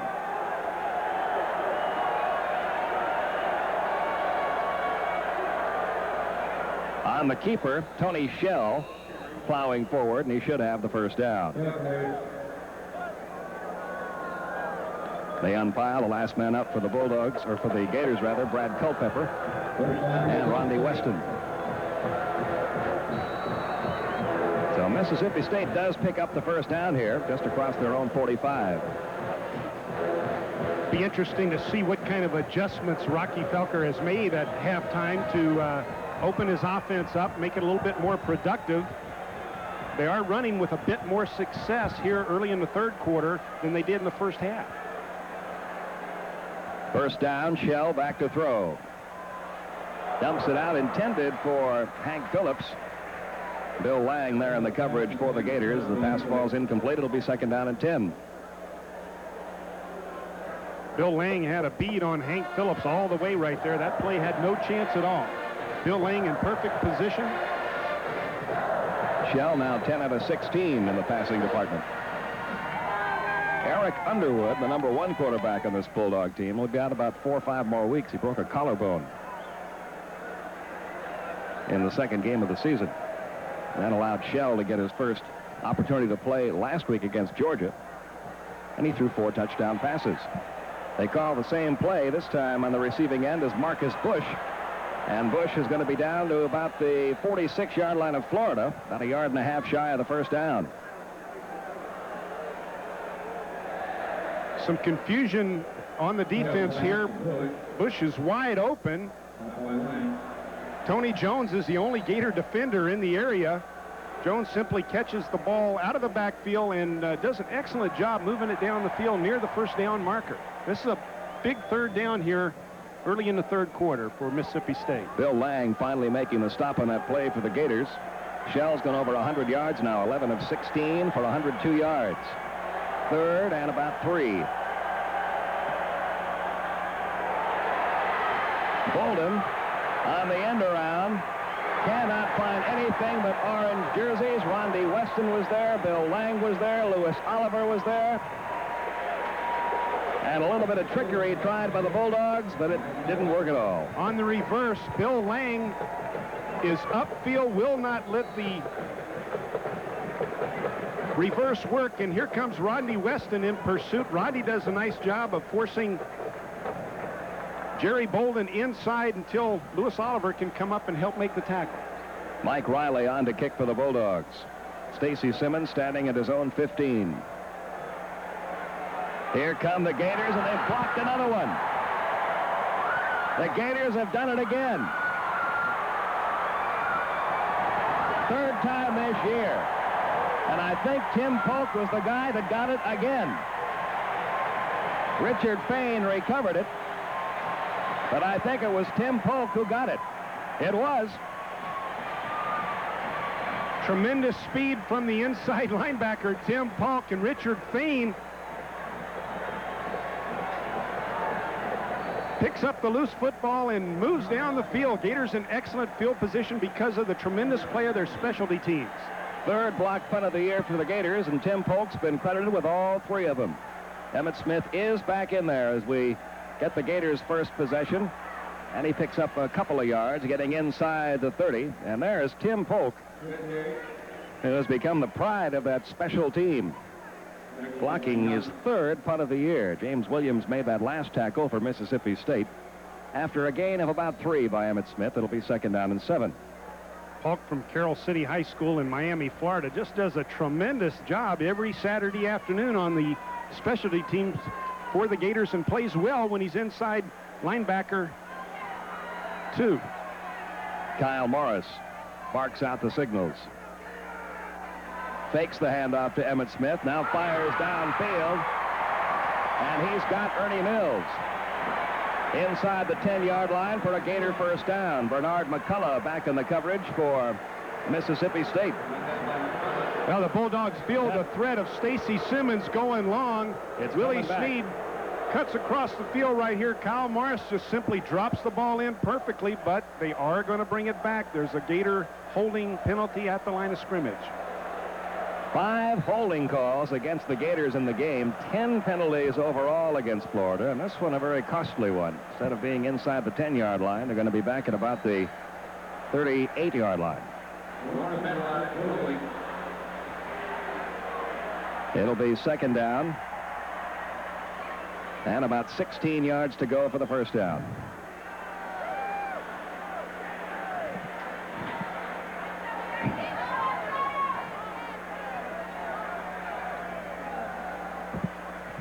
Morris with a straight drop. Firing, and this one picked off by the Bulldogs. Bo Russell, the strong safety, all the way down to the 36-yard line is where he went out. The 36-yard line. Bo Russell with the interception.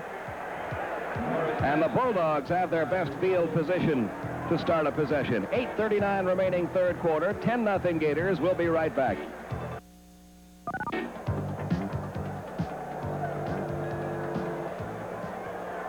The Oaks Mall loves you, North Central Florida. How do you like the Oaks? We just like the Oaks Mall because it's big. Plenty of stores and plenty to choose from. You can spend the whole day here. Because there's a lot of variety of shops. You can find virtually anything you want here. Actually, this is my first trip, and I'm hooked. I will be back. Definitely. I love it. I like the toys. We hope to see you here at the Oaks. Remember, the Oaks Mall loves you. Warm water, a sound wave, the most modern medical technology, tools of progress that help us lead healthier lives. One such tool, the lithotripter at Alachua General Hospital. It can eliminate kidney stones without surgery. A skillfully trained urologist, a comforting word. Tools of compassion behind tools of progress. The place to find both at the Kidney Stone Treatment Program at Alachua General Hospital.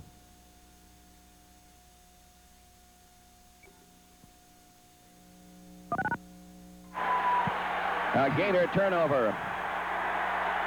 Russell with the interception.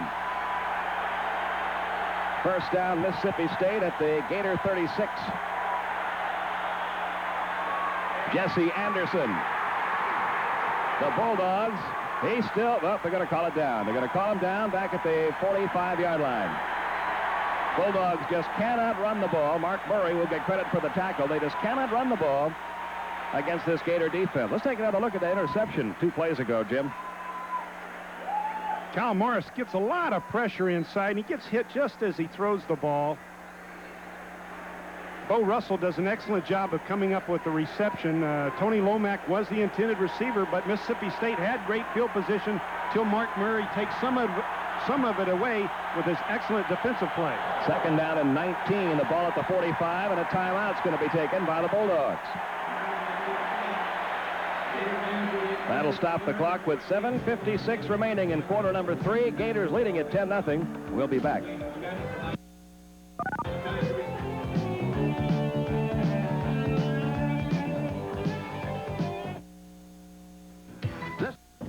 TV news is important because we can show you what's happening. We can take you there, in some cases live, if the story warrants it. We can show you what's happening, and we can bring you the latest information on that story.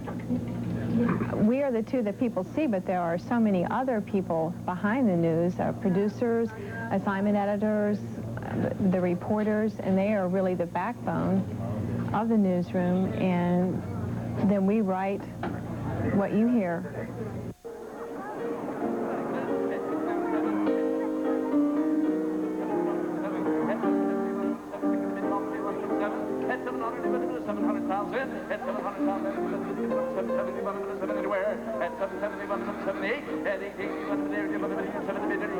The BMW 7 Series. It brings new blood to a class of automobile that can certainly benefit from it.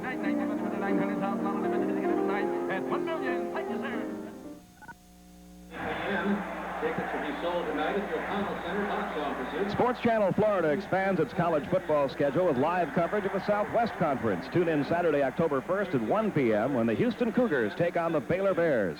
Right here on Sports Channel Florida, standard equipment for the Florida sports fan.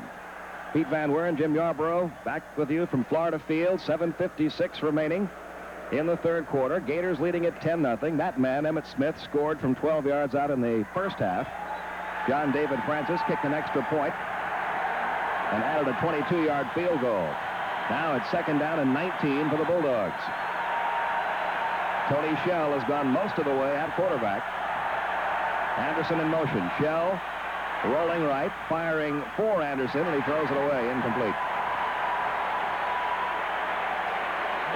Gator defense is pumped up right now out on that football field. Big Mark Murray, Rondi Weston leading the charge up front. Lewis Oliver, the All-American at safety.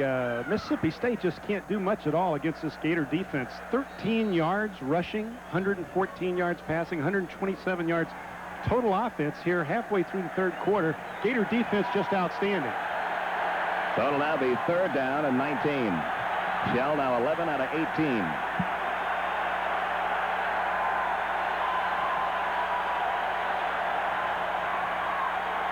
Shell back to throw again, and this one's incomplete.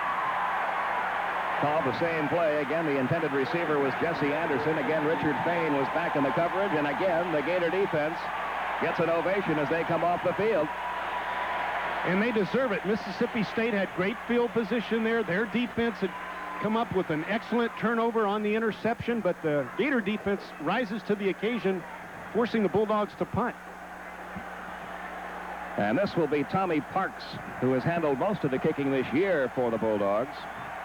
Riley's been doing the kicking this afternoon until this one.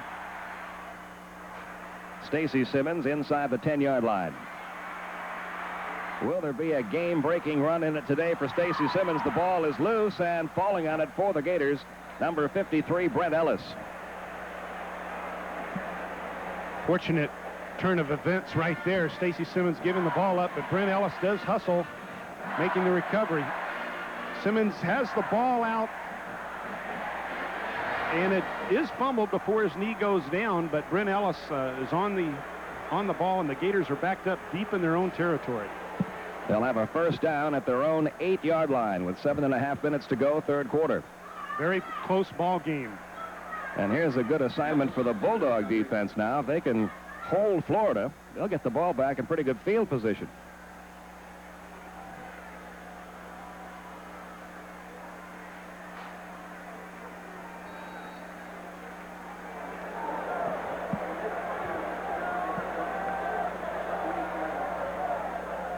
The handoff is to Emmitt Smith, and he'll be dropped for a loss back at the 4-yard line. Reggie Stewart,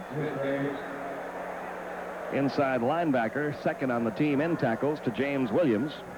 Got in there to make that stop. Reggie Stewart was Southeastern Conference Defensive Player of the Week a couple of weeks ago against Vanderbilt. Emmitt now with 11 carries for 60 yards after losing yardage on that one. Second down and 14, the ball just shy of the 5-yard line.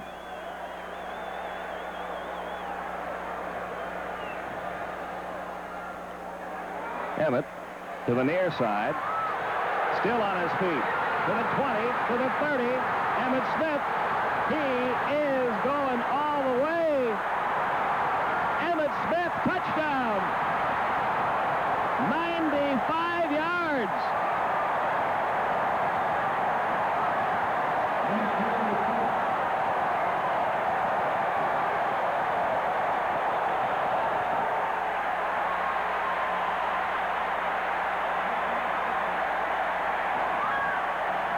Seven straight games over 100 yards, and he just needed that one play to get most of them.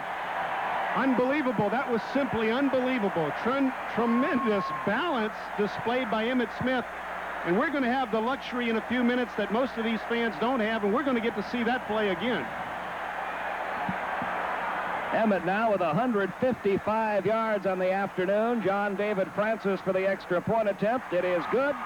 And the Gators lead it 17-0 with 6:36 to go in the third quarter. We'll take another look at that brilliant run by Emmitt Smith. when we get back.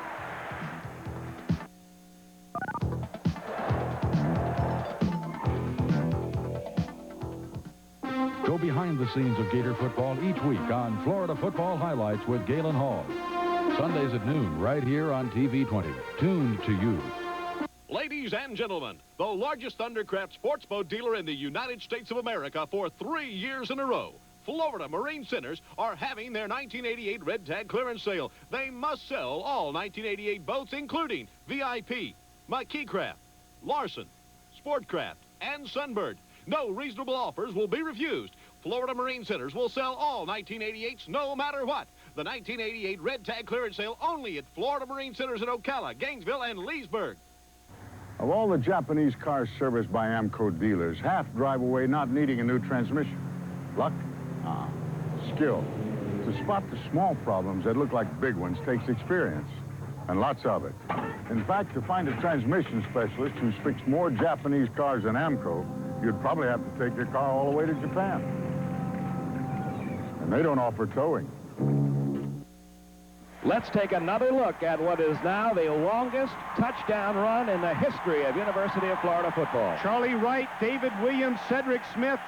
Look at Emmitt Smith bouncing off the tackles.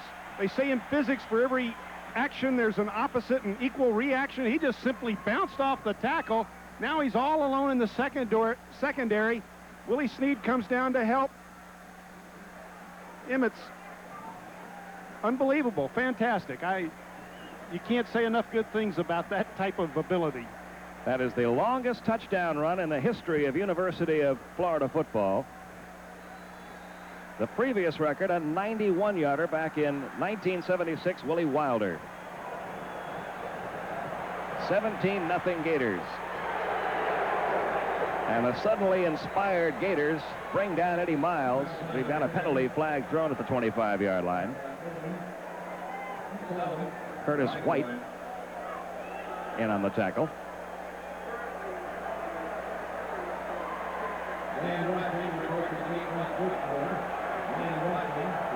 And this call will go against the Bulldogs. And boy, the momentum in this game all of a sudden very much pro Gators. Emmitt Smith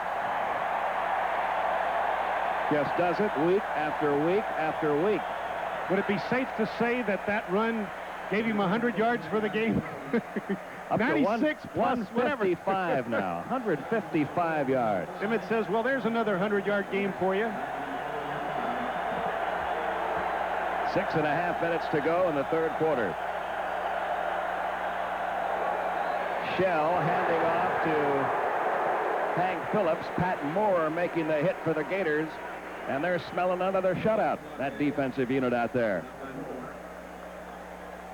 Wouldn't that be a tribute after Mississippi State scores 35 points the previous Saturday against the Georgia Bulldogs, and then the Gators come down and shut them out? It is possible. A lot of time left, but it is something to think about. 2nd down and 10.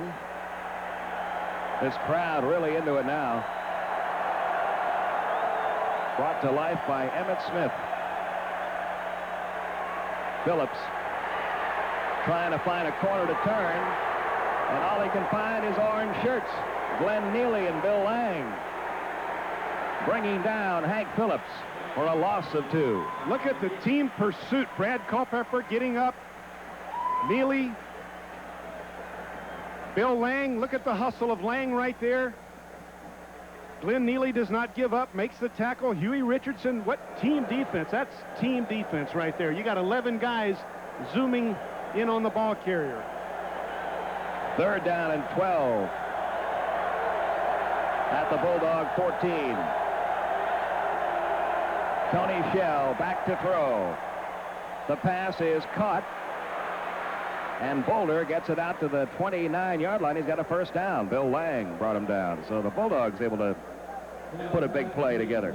Kurt Young takes a big chance right here and tries to hit Bolden in the open field. Simply misses the tackle. Bolden almost breaks loose down the sideline, but Bill Lang comes over and helps out his cornerback, makes the tackle, but a lot of problems there at the cornerback position for Young. Shell now 12 out of 20, 115 yards on the day. He's thrown 2 interceptions.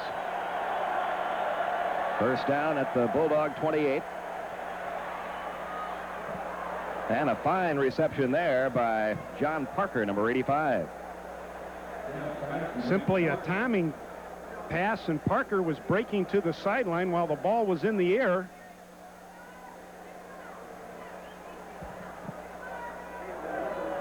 Tony Shell simply throwing that ball on timing, and again, Young, the cornerback's given a little bit too much cushion to the Mississippi State wide receivers, and that's hard to understand with a 17-0 lead. Another first down at the 39-yard line. 4:15 to go, third quarter. 17-0, Florida leads it. Shell's pass incomplete. It was intended for the tight end, Sam Wright. Let's go down to the field now, and Larry Vittel. You know, throughout this game, it's been very frustrating for the Florida Gators. 3 big plays called back by penalties have cost Florida a lot of points. When Emmitt Smith broke that long run down here on the sidelines, you could see every Florida player look to their left toward the north end zone looking for a yellow flag. There wasn't one down, and then they watched Emmitt score 6. Second down and 10. Thank you, Larry. Shell back to throw. Incomplete. Jesse Anderson, the intended receiver. Kerry Watkins getting a little more playing time this week.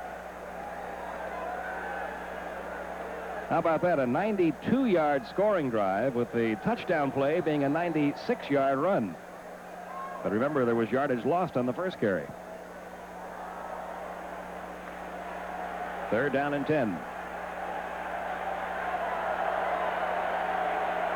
The ball on the Bulldog 39-yard line.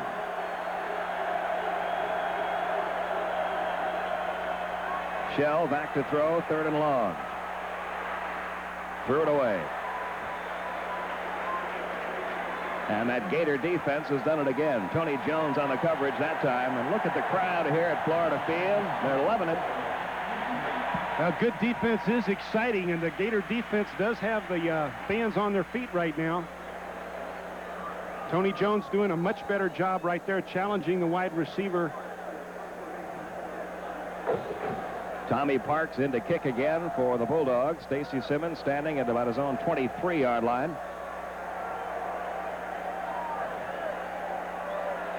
They're coming again, and they almost got it again, but a great kick. All the way down to the 9-yard line. Stacy Simmons still on his feet. Gets to the 27-yard line. A 51-yard kick that time by Tommy Parks, despite all the pressure the Gators were applying. And a good return by Stacy Simmons of about 19 yards. Just a beautiful punt, and Stacy Simmons did an excellent job returning the football. You know, if he gives the football up on a fumble, the only reason is because he's making such a tremendous effort to advance it down the field. Herbert Perry has checked into the game now at quarterback for the Gators. First action he's seen.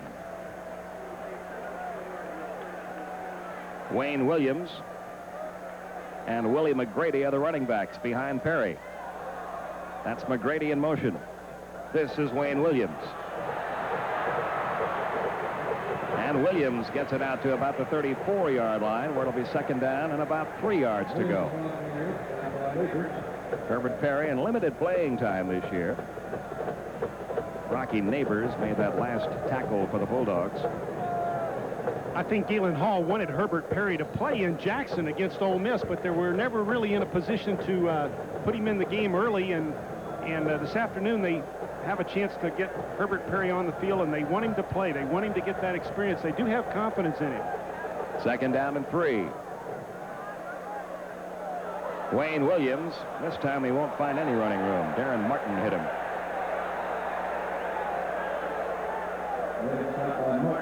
A loss of about 2.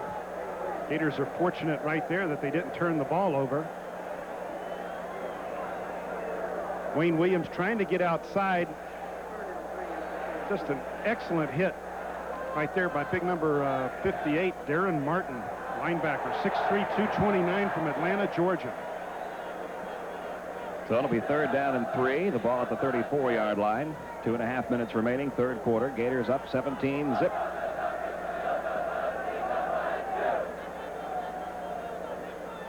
Perry back to throw on third down. Has good protection. Fires downfield. The pass caught by number 3, Terrence Barber, for a Gator first down. Pete, that's the mark of a very, very good football team. They needed to make that first down right there, and Perry throws a strike to Terrence Barber, the young sophomore from Auburndale, Florida. Terrence Barber expected to see a lot of duty this season for the Gators. Just an excellent young wide receiver, and Perry threads the needle.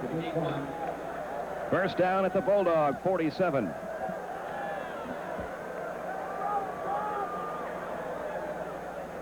Williams, the ball carrier. Oh, losing the football. It is loose. The Gators have recovered at the 38-yard line. Hassam Ishmael, number 77, the offensive guard, just makes a terrific effort right there. Understand he's Egyptian heritage, and he's a freshman. Started the first game here for the University of Florida when they faced Montana State. Alternates quite a bit with Richard Staroweski. Just an excellent young offensive lineman, really hustling to the football there, picking up the fumble. So it'll be second down, a little more than a yard to go for a first down. Cedric Smith back in there, gets it down to about the 35-yard line. That'll be enough for a Gator first down. Well, the Gators driving here, leading at 17-0. There's a minute and a second left in the third quarter.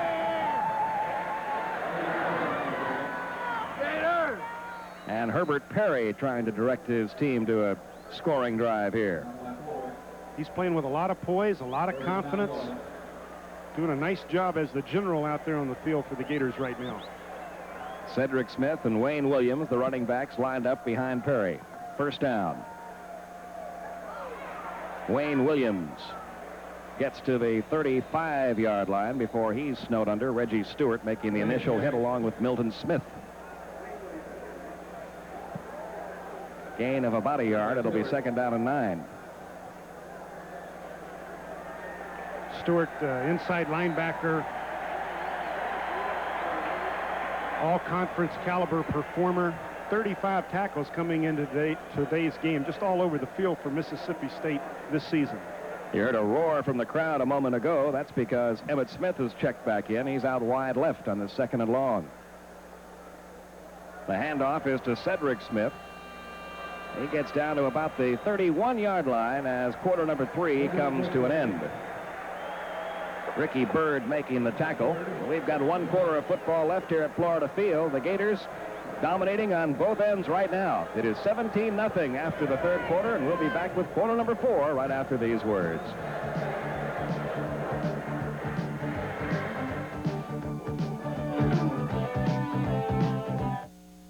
These vinyl granules are the start of an extraordinary Armstrong process that results in a floor unlike any other. Designer Solarium. Its color isn't just printed on. That's for ordinary floors. This is the depth, richness, and lasting beauty of Designer Solarium, the only no-wax floor with a uniquely crafted look of inlaid color. I always knew it was something special. Armstrong, so nice to come home to.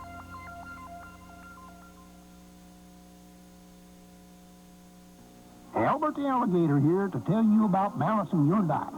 I like snacking on Seminoles and occasionally enjoy a bite of Bulldog, but neither are very nutritious, and that's why I drink milk. Milk is essential. It gives you calcium for strong bones and dazzling teeth like mine, and protein for strong muscles. So next time you're looking for a rejuvenating beverage, look no further. Take Albert's advice and drink milk.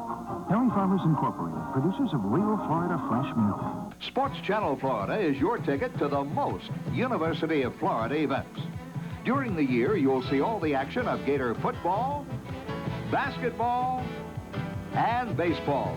Plus, Sports Channel will bring you the best of Gator swimming, tennis, and gymnastics, coverage you can't see anywhere else. You won't want to miss any of the exciting Gator action on Sports Channel Florida, standard equipment for the Florida sports fan.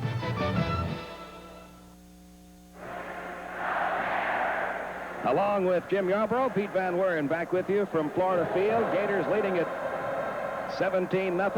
Little version of We Are the Boys, which is a tradition here at Florida Field between quarters 3 and 4.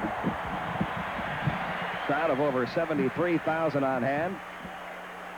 Been a very entertaining game. A lot of mistakes in the first half. Penalties on both sides marring the first half. But in this second half, that run by Emmitt Smith, one that made the Florida record book. The two top tacklers on the Mississippi State team. James Williams with 44 coming into this game. Reggie Stewart with 35. Only 10 combined today. You know, Pete, you're talking about an entertaining ball game. Anytime you got Stacy Simmons and Emmitt Smith out on the field, you're almost guaranteed entertainment. Well, there's been one game-breaking play by the Gators each week. 3 by Simmons. This week, Emmitt Smith, the man that did it. Third down. Perry back to throw, and down he goes. That was Darren Martin who got in there for the quarterback sack, and he got him good. Was it ever, Darren Martin? It's really surprising that he doesn't seem coming. Herbert Perry's right-handed, but he's looking downfield and really didn't have a feel for that at all and really got blistered. Martin almost knocked the ball loose. Very unusual for a right-handed quarterback to get hit from the right side unexpectedly. So now it's fourth down. Herbert Perry will stay in the game to do the punting. Trying to drop one inside the 10-yard line. He'll have to settle for about the 18-yard line. That's where the Bulldogs will put it in play with 14-16 remaining in the game. A 22-yard kick, no return. And the Mississippi State Bulldogs go back on offense. He did exactly what he was supposed to do right there. He got the ball as high as he could, hoping for a favorable bounce, but he didn't get it. But nonetheless, it is inside the Mississippi State 20, and that's what they were trying to accomplish. So now the Bulldogs back to work. Tony Shell, who's had a pretty good day throwing the ball, but he's not been able to direct his team to a score yet. There's that little short pass that Mississippi State has been so fond of today. Trinell Edwards, the tight end, making the reception. Tim Polk making the hit on the tackle. Shy of a first down. We invite you to join Sports Channel Florida Monday afternoon, this coming Monday, 4 o'clock in the afternoon, for live women's volleyball. The Lady Gators play host to the Lady Seminoles of Florida State, and you can catch all the live action right here on Sports Channel Florida. Standard equipment for the Florida sports fan.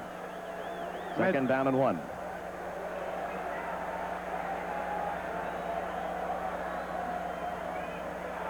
Shell firing long downfield, incomplete. Chris Furl, the intended receiver. Kerry Watkins back in the coverage.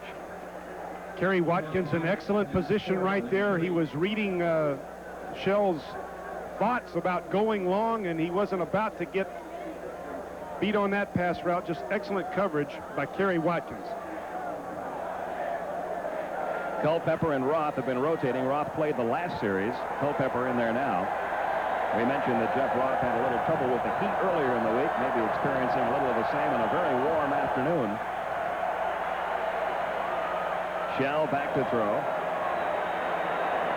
Can't find an open man. Now he'll keep the football, and down he goes at about the 31-yard line. Mark Murray making the tackle.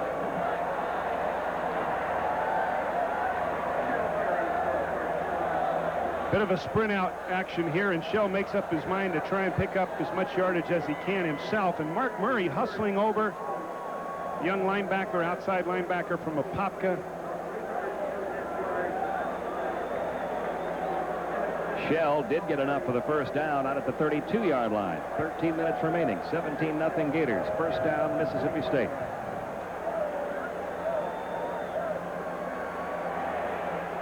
Shell's pass incomplete, almost another interception.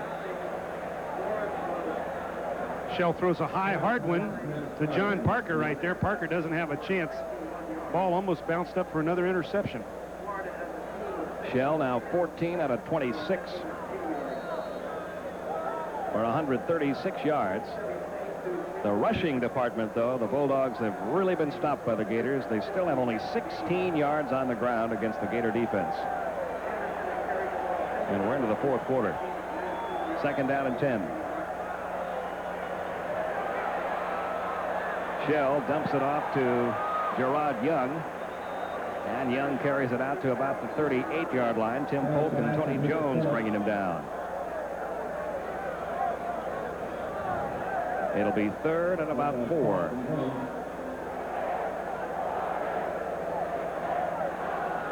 Mark Murray took a big hit on that previous play. He was trying to hustle over to the receiver and really got bombed, and he's limping out with an injured shoulder, it looks like.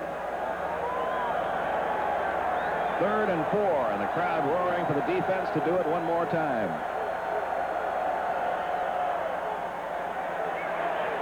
Shell fires downfield, incomplete. The intended receiver, Orlando Wade, number 31. And the Gator defense will hear from this huge crowd one more time.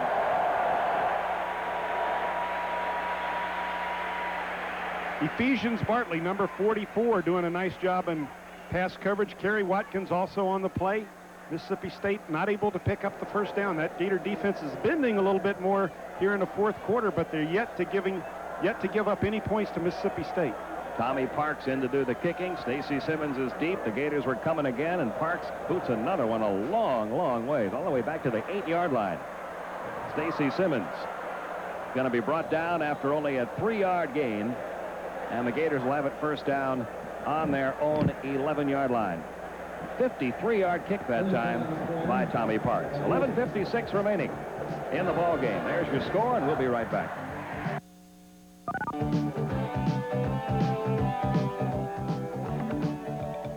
Of all the Japanese cars serviced by AMCO dealers, half drive away not needing a new transmission. Luck? Skill. To spot the small problems that look like big ones takes experience, and lots of it. In fact, to find a transmission specialist who's fixed more Japanese cars than AMCO, you'd probably have to take your car all the way to Japan. And they don't offer towing. AMCO, AA, MCO. Hi, I'm Mike Reeves, manager of North Florida Housing Center in Lake City, Florida. We believe that every family has a dream, and that dream is to own their own home. And Fleetwood and North Florida Housing Center are making that dream happen. Like this 24x64 Fleetwood you could own for $235 a month. And with over $2 million worth of Fleetwoods in stock, you'll find many beautiful homes to choose from. So why be left out when you can own a beautiful new Fleetwood from North Florida Housing Center? And always remember, when you shop the rest, come buy from the best. That's North Florida Housing Center in Lake City. Home of the Bargain Busters.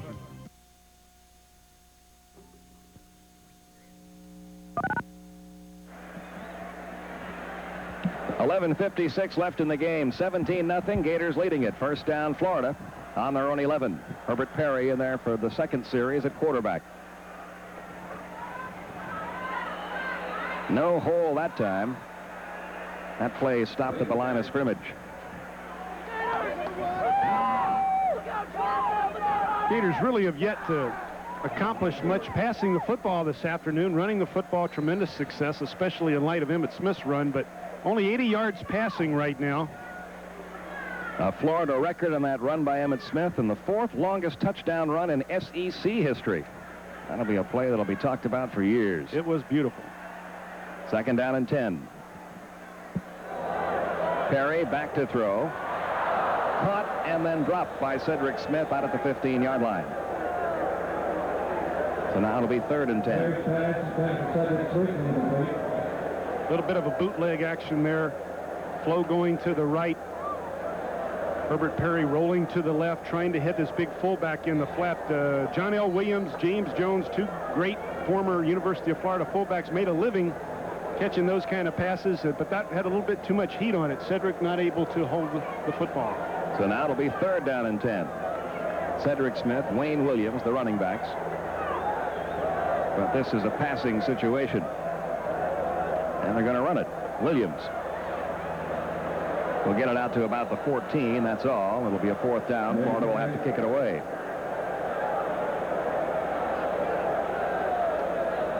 Offense went in a bit of a closet on that series, playing very conservative here with a little less than 11 minutes left in the 4th quarter. 17-0 lead, taking no chances right here, willing to punt the ball away because the Gator defense is playing so well. Hank Roan in to kick.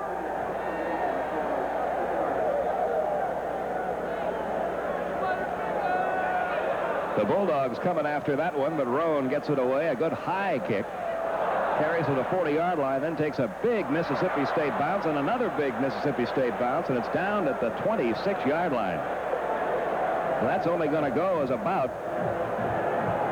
a 10-yard punt. A lot of pressure on the punt right there, and that was like a 9-iron. A little reverse action on the ball.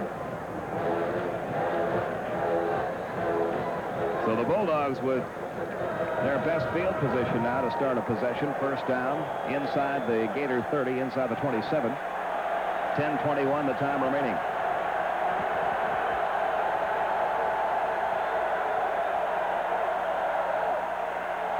Tony Shell back to throw on first down. Dumps it off to Fair. Fair, a penalty flag is down, and so is Fair. A loss of yardage on the play. Huey Richardson brought down David Fair. We've got another flag. Although the penalty flags in the second half have not been nearly as frequent as they were in the first half. That Gator defense not only wants to win this ball game, Pete, they do want to keep that shutout. They're really fighting out there. Mississippi State in great field position right here, but that Gator defense just putting a lot of heat on Shell. On that play was Rondi Weston, who's had an excellent ball game up front for the Gators. Be sure to join Sports Channel Florida for the next Gator football telecast. Saturday, October 1st, 11:30 p.m. The Gators take on the LSU Tigers. A big meeting next week. Catch all the action right here on Sports Channel Florida, standard equipment for the Florida sports fan. Holding call against the Bulldogs. Moves it back to the 37-yard line. It'll be 1st and 20.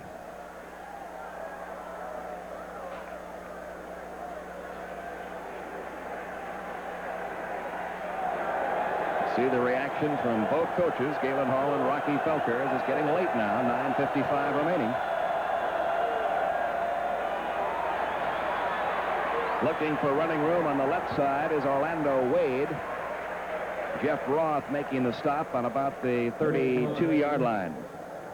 Owen Bartriff also in on the tackle for the Gators. Look at the top of your screen. Watch Jeff Roth and Rondi Weston jumping over bodies at the line of scrimmage, hustling to the football. Bartriff turns them in, and Weston and Roth are there to make the hit. Second down, 17 after a 3-yard gain. The ball on the Gator 33. Shell firing up the middle, and Lewis Oliver, I think, is going to be called for interference. He hit Jerry Bolden just a shade too soon, in the opinion of the referee.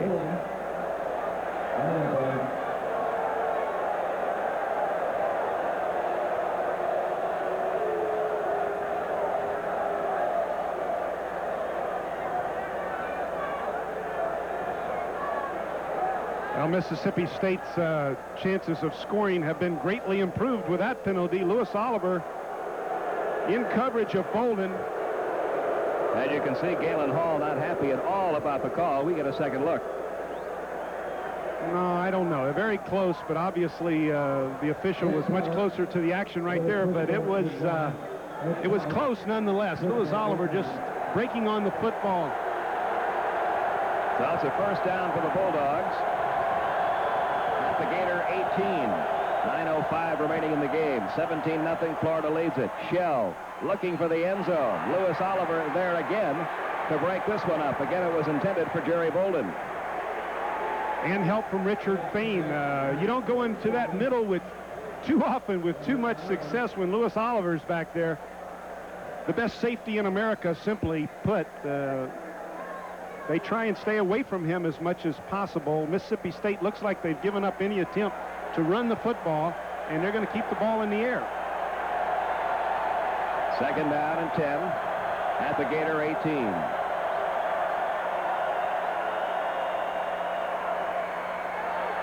That pass is caught, but for no gain by Orlando Wade, number 31. Bill Lang, who's had a good game defensively, making the tackle. He's been all over the field from his strong safety position. I think the ball might be tipped at the line of scrimmage. Let's see. Jeff Roth just tipped it a little bit, but Bill Lang and Joey Nicoletto hustle over to make the hit. Third down and 10.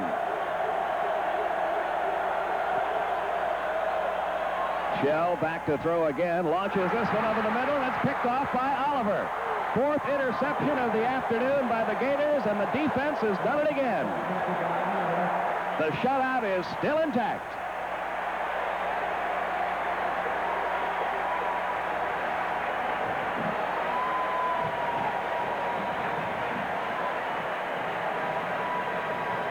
This ball takes off a little bit and floats on Shell. It floats right over the intended receiver, Lewis Oliver. Again, we said that you don't get into his territory with much success very often, and there he burns him with the interception. Oliver's first interception of the year. Rondy Weston has had one. There's Oliver. Huey Richardson has had one.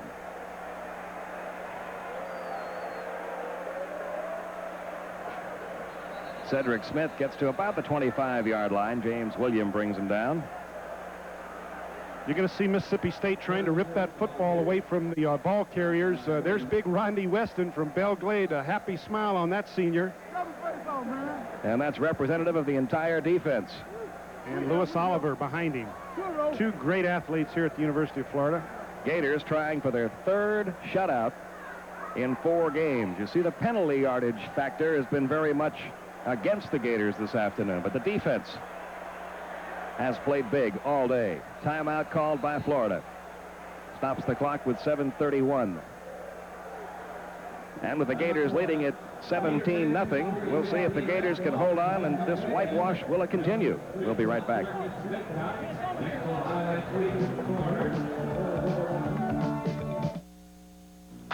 It's just what Florida's been waiting for. The NBA has arrived, and Sports Channel Florida has teamed up with the Miami Heat for the excitement of 41 games you can't see anywhere else. Follow the Heat on Sports Channel as they take on the NBA's brightest stars like Michael Jordan, Larry Bird, and Magic Johnson. Don't get left out in the cold. It's Miami Heat basketball coming this fall on Sports Channel Florida. Standard equipment for the Florida sports fan.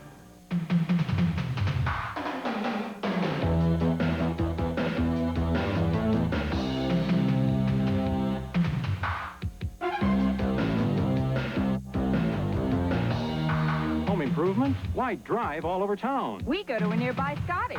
Want it now? Buy it now with Scotty's credit card. Discover the savings. Pick up an application at your nearby Scotty's. Convenient? You've got to get to Scotty's now.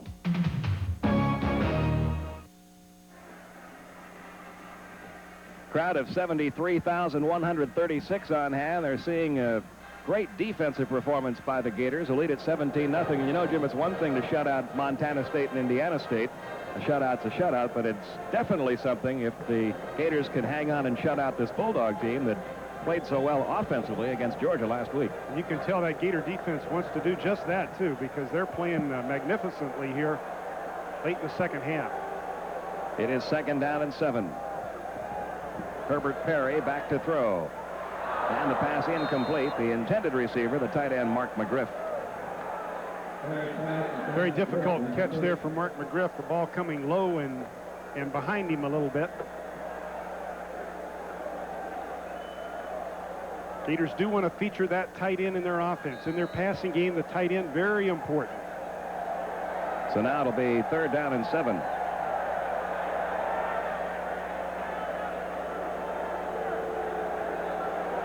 Gators now right at 300 yards in total offense for the day. 220 of them on the ground, 96 of them on 1 carry by Emmitt Smith. Perry back to throw. He's found a tight end that time. At the 33-yard line, should be enough for the 1st down. Mark McGriff on the receiving end. It's a very intelligent play by Mark McGriff here, the 5th-year senior. He realizes where he has to get on the field to come up with a 1st down, so that's his first priority. Get down beyond that 1st down marker, then look for the football, and Herbert Perry delivers it. Mark McGriff comes up with a 1st down catch. So the Gators with a 1st down at their own 33. A little over 7 minutes now remaining. Herbert Perry has played well since coming into the game. Good protection. Launching it long downfield, just off the fingertips of Wayne Williams. Oh, that was a beautiful play, too. What was so beautiful was that he was standing back there like a statue without any Mississippi State Bulldog near him. Herbert Perry just having all the time in the world and had the luxury to take his time and deliver the football, but just a little bit out of the reach of Wayne Williams, who was sprinting down the sideline. So now it's 2nd down and 10 at the Gator 33. 6:52 the time left in the game. 17-0 Gators your score.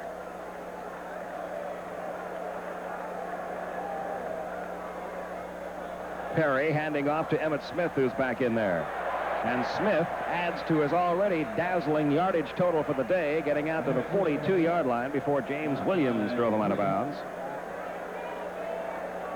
Just incredible balance. Looked like he would have gone down when he was hit, but he did not go down. He merely advanced the ball down the field another 3 or 4 yards. He's right about where he was a year ago against this Mississippi State team. He went for over 170 yards against the Bulldogs last year. I think the Gators had a lot of confidence coming into today's ball game because they did, in fact, beat Mississippi State here last year 38-3. And as you mentioned, Emmitt Smith had a big ball game then. 3rd down and 1. And I don't know if the first down was accomplished by Cedric Smith there or not. Robert Young making the tackle. It's going to be close. It'll depend on the spot.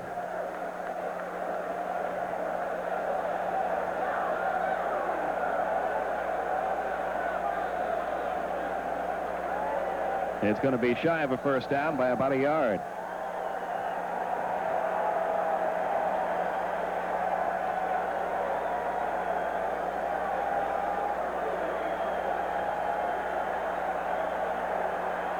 Fernando Acosta-Rua has checked in to do the punting. First time we've seen him out there in a punt situation this year. Good high kick and a good Florida bounce.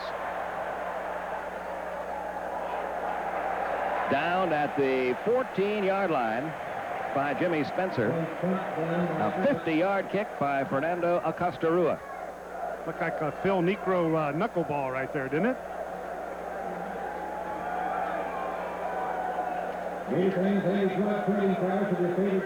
And now the Bulldogs backed up again. They're all the way back at their own. They marked the ball at the 15-yard line.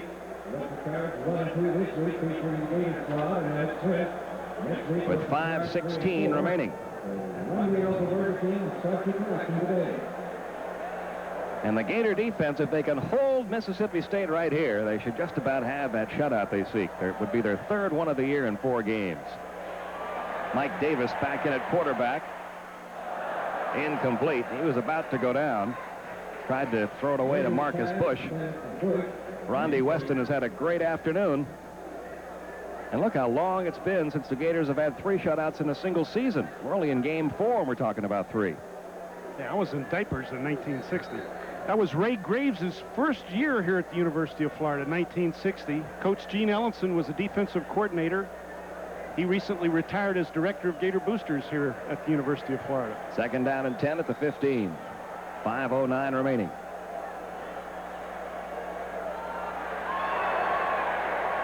What a defensive day it's been for the Gators. Jesse Anderson brought down by Jeff Roth for a loss of a couple of yards. And the Bulldogs continue to have all kinds of trouble trying to run the ball. There's Jeff Roth again and Rodney Weston, just 2 terrific performances. And Trace Armstrong, the other guy up front, the 3 amigos. No, we can't call them that, can we? But you can terrific. Look almost man for man on this Florida defensive unit, and everybody just about having a great game. 3rd down and 11. Oh, he's got it. No!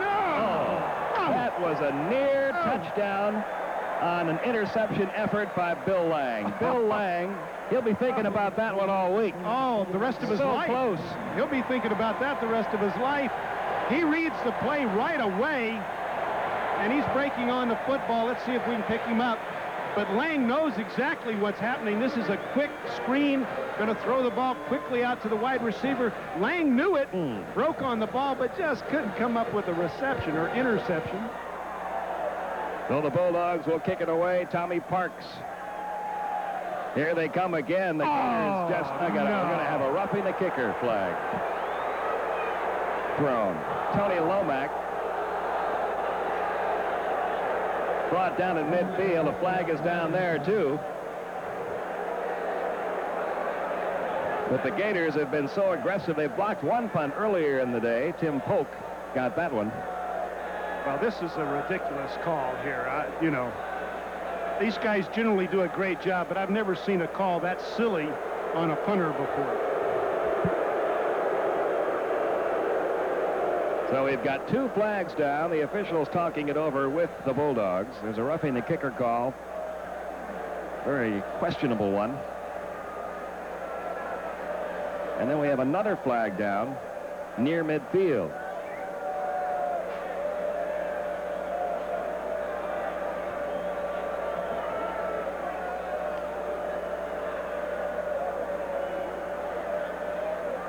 So we'll see which one is going to be in effect here. There's the roughing the kicker call. They're going to take the clipping call. Unintentional roughing the kicker would only have been a 5-yard penalty, and it would not have been enough for a first down. So the clipping call will go against the Gators. And as we take a timeout here, here's some more Gator trivia. What is the modern Gator team record for the most points scored in a game? We'll give you the answer when we get back.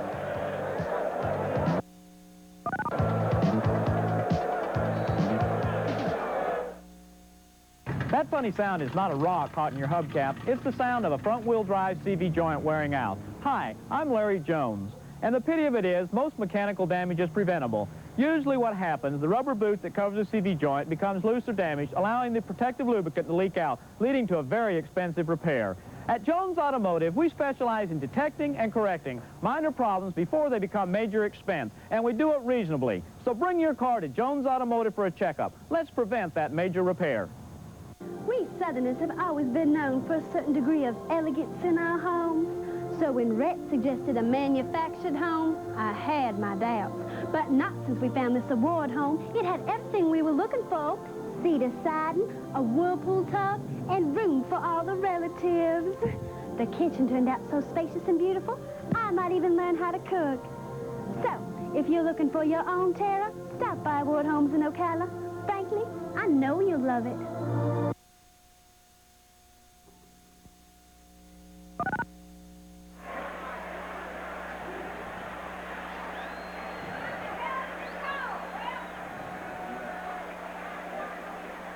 .4:14 remaining. We'll give you our trivia answer right after our first play here. Perry has McClendon and McNabb, the 2 freshman running backs in there now. Willie McClendon getting the call here, and he gets out close to the 40-yard line.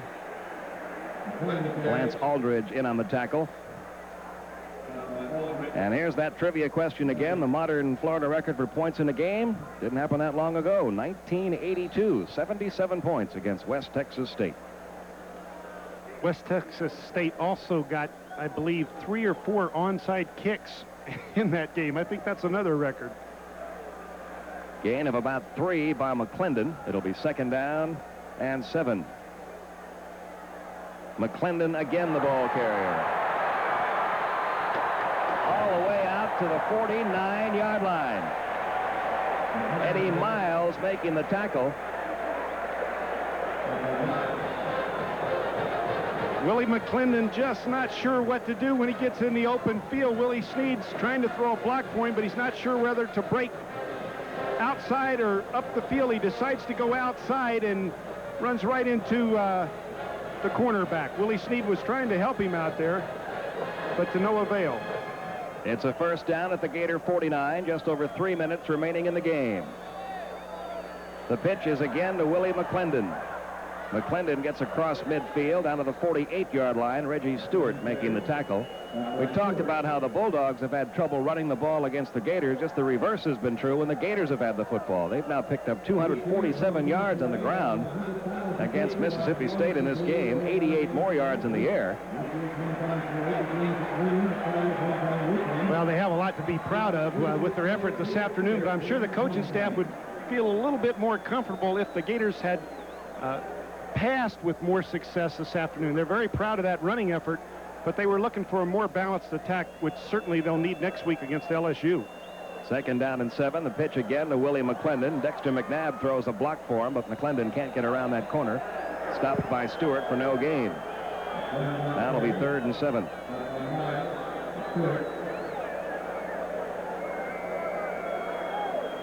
Just a little over 2 minutes remaining in the game. 17-0, Gators leading it.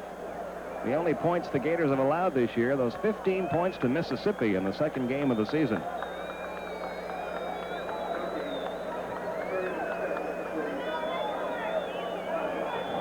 And a big, big battle coming up here next week with LSU in town.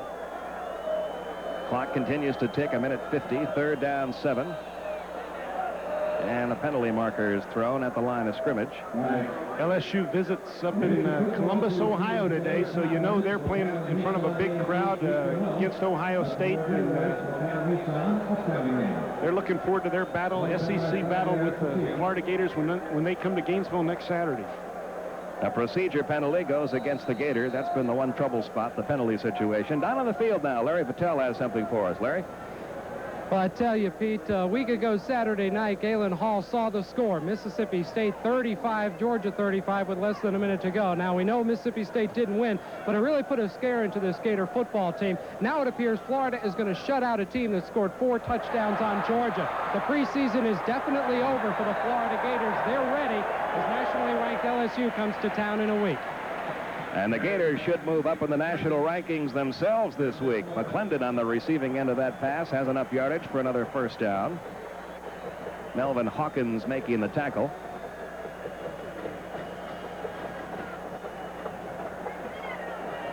And there you see that one thing that is not going to bring many smiles to the coaching staff's face, the penalties against the Gators. 12 of them for 129 yards. Just over a minute to go. McClendon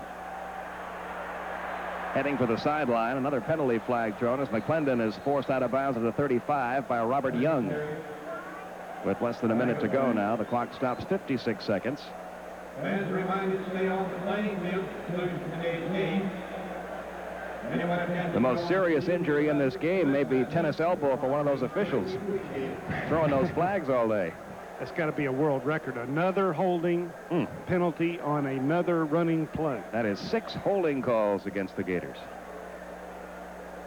Goes back to the 47-yard line.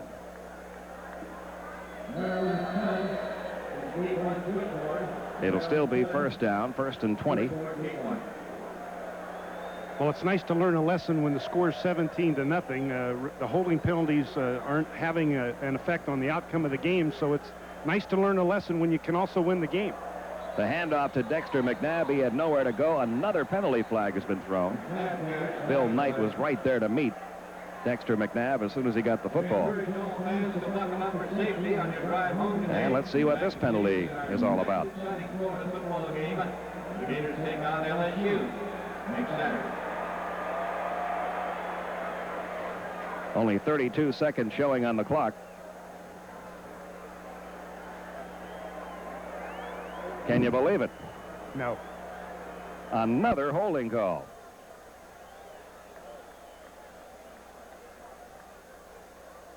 So Galen Hall will be smiling here about another minute or so when the time has expired.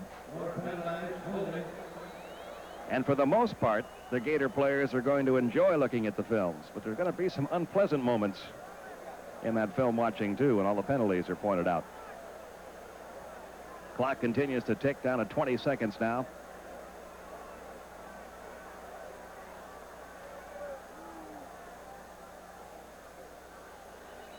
And not much running room that time for Kenny Stevens. Desmond Bates making the tackle, and that should end the ball game as time has expired. And for the 3rd time in 4 games this year, a shutout for the Gator defense. And for the 4th game in a row, the Gators walk off the field winners. Final score, 17-0. The Gators over the Bulldogs. Well, the bottom line is the University of Florida is 2-0 in the Southeastern Conference, 4-0 overall. LSU Bengal Tigers come to Florida Field next Saturday afternoon. A big advantage to the Gators playing an opponent like LSU at home. This Mississippi State team has not beaten the Gators here in Gainesville since 1965, but conversely, Pete, LSU has had a lot of success here at Florida Field, so I think that'll work to the Gators' benefit psychologically, because they will not be surprised when LSU comes in here and plays well. And the crowd here today had a chance to see a Florida record set on a 96-yard touchdown run by Emmitt Smith, who finished the day with 13 carries for 164 yards, his 7th consecutive 100-plus yardage game on the ground. 17-0. Gators win it. We'll be back with a closing note right after this.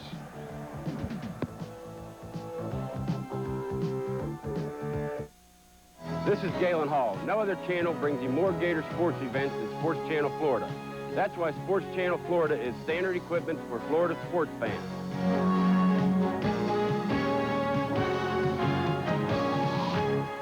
Sports Channel Florida is your ticket to the most University of Florida events.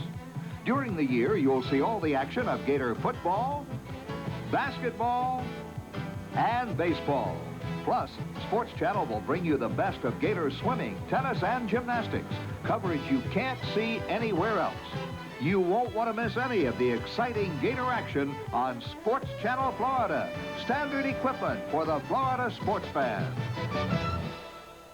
Coming this fall on Sports Channel Florida, South Florida heats up like never before with the Miami Heat. Throughout the season, Sports Channel and the Heat will team up for 41 of the hottest NBA games you can't see anywhere else. Tune in for the season opener on Saturday, November 5th, as the Heat host the Los Angeles Clippers and the nation's top college pick, Danny Manning. Catch it right here on Sports Channel Florida, standard equipment for the Florida sports fan. Hi, I'm Billy Cunningham of the Miami Heat. Stay tuned for Miami Heat basketball this fall on Sports Channel Florida.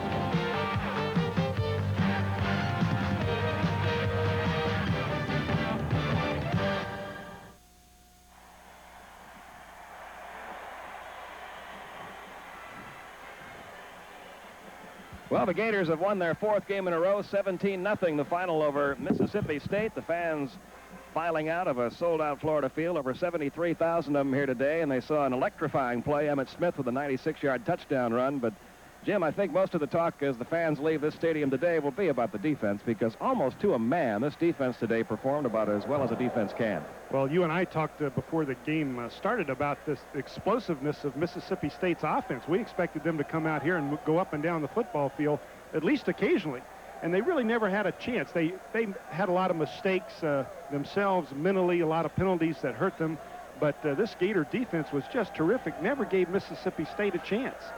And the Gators should move up in the national rankings after a 17-0 win. They go 4-0 overall, 2-0 in the conference. The Bulldogs of Mississippi State fall to 1-3 overall, and they are now 0-3 in Southeastern Conference play. So that's it from Florida Field. The Gators winning it by a final score of 17-0. Our next University of Florida football game will be next Saturday, October 1st, 11:30 p.m. The Gators take on the LSU Tigers. And don't miss live women's volleyball on Monday afternoon at 4 p.m. The Lady Gators face the Lady Seminoles of Florida State.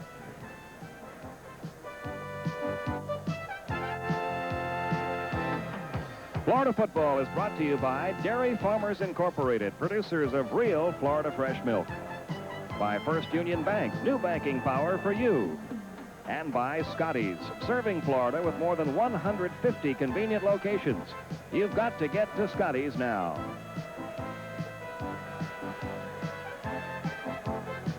The executive producer for today's game has been Jeff Gensner. Our coordinating producer, Brad Hurd. The director of operations, Harlan Singer. Our producer and director, Phil Welton. Remote facilities provided by WCJB-TV in Gainesville.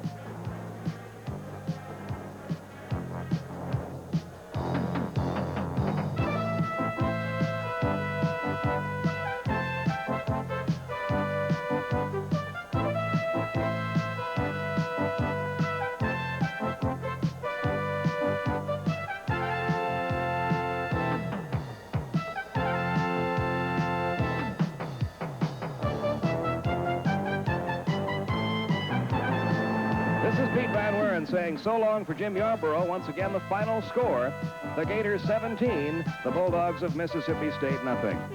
The preceding has been an exclusive Sports Channel Florida presentation.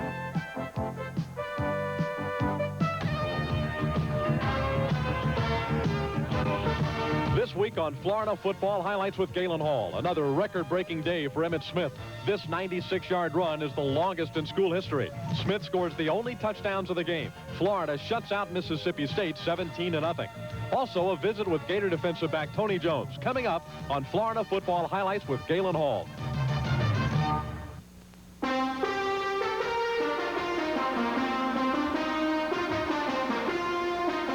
Florida Football Highlights with Galen Hall. Brought to you by Dairy Farmers Incorporated, producers of real Florida fresh milk. Milk, America's health kick. By Scotty's, serving Florida with more than 150 convenient locations. You've got to get to Scotty's now. By First Union National Bank of Florida. First Union, we have new banking power for you. And by Golden Flake Snack Food. One taste and you're stuck on Golden Flake.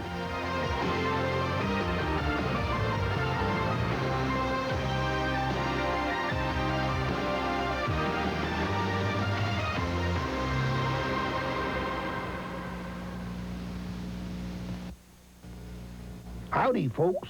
Albert the Alligator here with some advice on eating right. When you're making mealtime selections, you will find that you can't dine on Seminoles and Bulldogs and them Southeast Conference critters all the time. So make sure that you include real dairy products like cheese and butter and yogurt and ice cream. And my all-time favorite, a cold glass of real milk. Because you don't perform at your best without the good things that dairy products provide for your body. It takes a lot of energy to be a fighting gator, and milk gives me that healthy kick I need to get through the day. So remember to enjoy a dairy product, or a number of dairy products with each and every meal. Hey, it takes a lot of nutrition to feed an active 7-foot reptile. Dairy Farmers Incorporated, producers of real Florida fresh milk.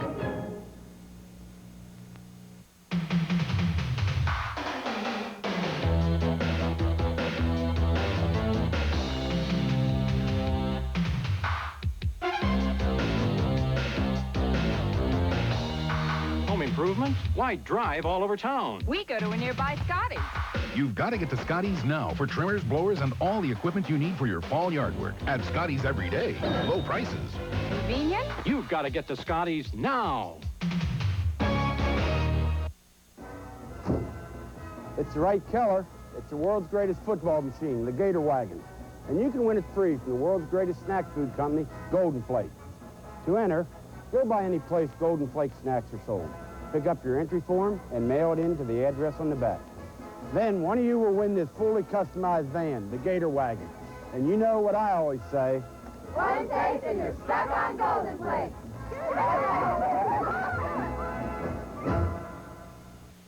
Hello again, everyone, and welcome to Florida Football Highlights with Galen Hall. The Gators win 17-0 over Mississippi State Saturday at Florida Field in Gainesville. Galen, your comments on the game? Well, I thought there were a lot of good things and some things we didn't like quite as well. The good things defensive, we played about as well as we can. We harassed the passer with our front. We broke up passes. We intercepted passes. We held them to very few yards rushing. I thought our defense played a really complete football game. Offensively, we didn't put Mississippi State away early. We had the ball down close a couple times and didn't get the ball in. A couple short yardage situations we didn't do well today. The other thing, so many penalties kept us from being consistent. We would make a long gainer, it'd be called back with a holding penalty. We've got to correct those, and we have got to improve this week for next week, but very happy with the outcome of this football game. 17-0 the final score, and let's take a look now at first half highlights from the game. Saturday's opponent for the Gators, Mississippi State, provided Florida with their toughest test to date. Rocky Felker's team was coming off a near upset win over Georgia and were bringing in a wide-open offense. Marcus Bush returned the opening kick to the 23 where the Bulldogs began. Just for one play, though, as tackle Rondi Weston tipped this Tony Shell pass, and a diving Joey Nicoletto came up with the interception at the Bulldog 24. Nicoletto's second pickoff of the season. Emmitt Smith begins the drive with a 4-yard gain to the 20. Then follows the lead block of fullback Cedric Smith and drives to the 15. 2 plays later, Emmett pounds out 4 more yards to the 6. But 3 plays later, on 4th and 2, Cedric Smith tries the right side of the Mississippi State defense, but is stopped, and the measurement went in favor of the Bulldogs. Shell, coming off a 4 TD effort against Georgia last week, goes to the air and finds Hank Phillips, but the drive ended on the next play. We had a lot of big plays during the day, but here's one of our first. It's a play-action pass. You can see Mississippi State's quarterback faking to the tailback with sprint draw, going back to pass. Good pressure by Weston on the right side, forces the quarterback up. Huey Richardson steps in front of us and gets our first interception of the day. This went on to set up a touchdown by Emmitt Smith later, but big plays by our defense all day kept us in the football game. The Gators attack the Bulldogs with the pass, as Morris finds Stacy Simmons coming over the middle for a gain of 13, as 4 Bulldog defenders try to bring him down.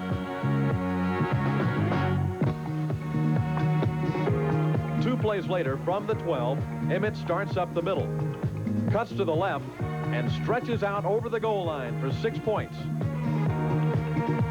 John David Francis' extra point puts Florida out in front 7-0 with 6 minutes left in the first quarter. Rocky Felker comes back with the ground game. Big Jesse Anderson powers his way off left tackle to the 36-yard line. But 2 plays later, Shell fumbles the snap and recovered, but it was a problem which happened all day for Mississippi State. Shell comes back to hit Darrell Kennebrew for a gain of 13 to the UF 45.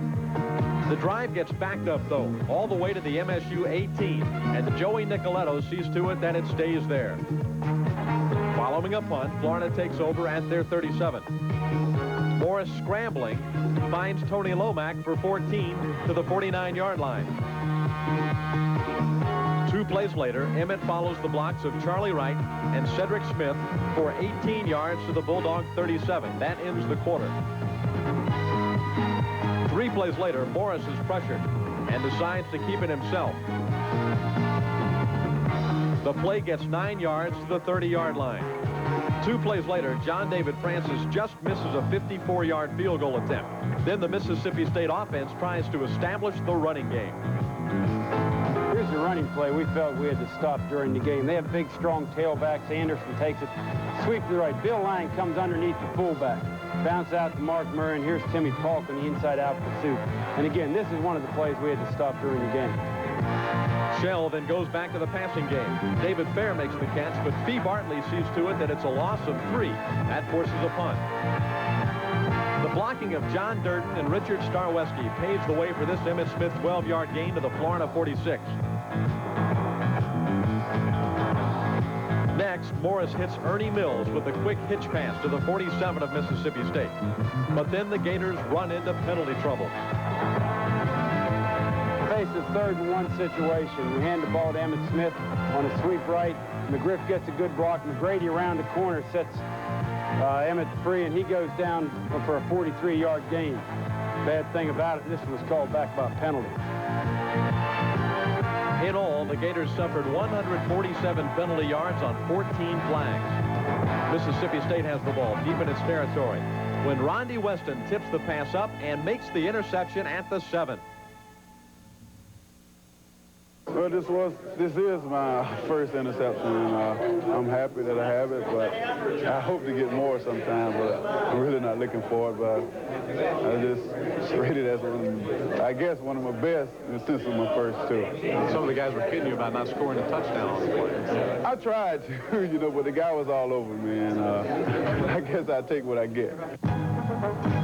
The Gators look for 6, but Kyle Morris just missed connecting with Willie Snead.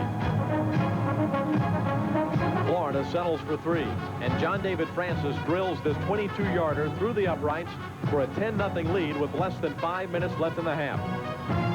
Mississippi State looks to the air game, but Lewis Oliver answers by breaking up this Tony Shell attempt. 3 plays later, Shell does connect with Chris Furl for 15 yards. Then the Bulldog quarterback completes a short pass over the middle to Jesse Anderson, who turns it into a big gain of 22 yards after breaking a couple of tackles. But the drive stalled at the Florida 23, and this 40-yard Joel Logan three-point attempt is off to the right. The Gators' shutout continues. Florida mounts a late half drive. Morris first hits Stacy Simmons along the right sideline for 19. Then a Charlie Wright block springs Cedric Smith for 18 more to the Mississippi State 45. Morris then scrambles and finds an open Stacy Simmons in the 20, but the pass is short. So John David Francis tries a 56-yard field goal that has the distance, but catches the upright. And with that, the first half ends with Florida leading 10-0.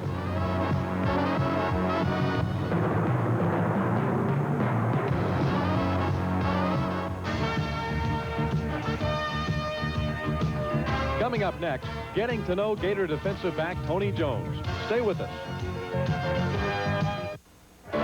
First Union Service. It's technology that simplifies transactions for you. That was fast. Thank you. Thank you. Bye. Service that's convenient. Great. I'll just make that play. Service that's personal. It'll be here when you need it. Service that's a commitment to you. We guarantee the service. Scouts on it. First Union's guaranteed service. It's new banking power for you. Great teams aren't born. They're built, player by player. Introducing new Citrus Cooler Gatorade. It speeds in fluids and minerals. Supplies energy to working muscles. With a cool citrus taste all its own. If you're going to be part of this lineup, lemon lime, orange, fruit punch, lemonade, Citrus Cooler, you'd better bring something to the party. New Citrus Cooler Gatorade. Whatever happened to real food? You know the kind that just tastes real good. After working up an appetite during the game, real Gators want real food. London broil, strip steak, sirloin, or ribeye. Beef belongs on every Gators training table because beef is real food for real Gators. I got a taste for some real food. The Florida Beef Council is a proud sponsor of the 1988 Gator football season.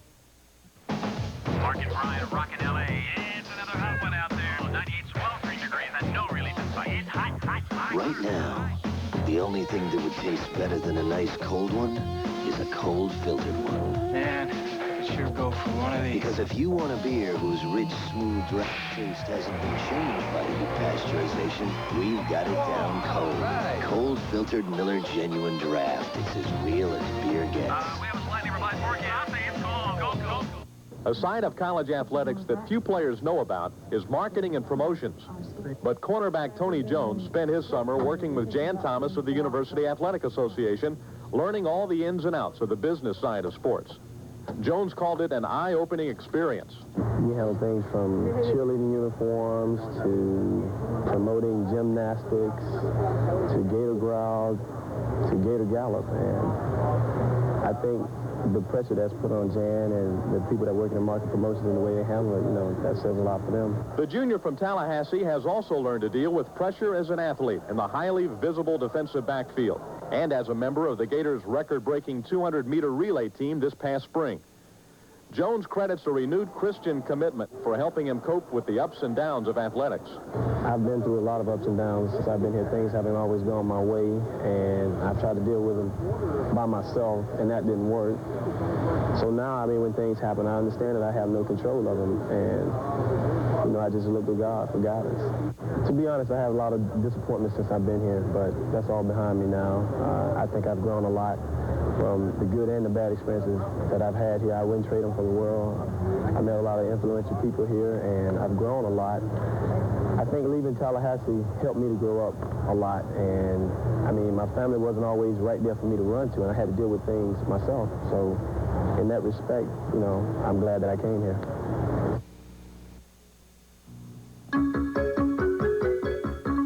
Now, here's the latest news from the University of Florida. 3-year-old Cody Lee has cerebral palsy, and until just a few months ago, he wasn't able to do much of anything.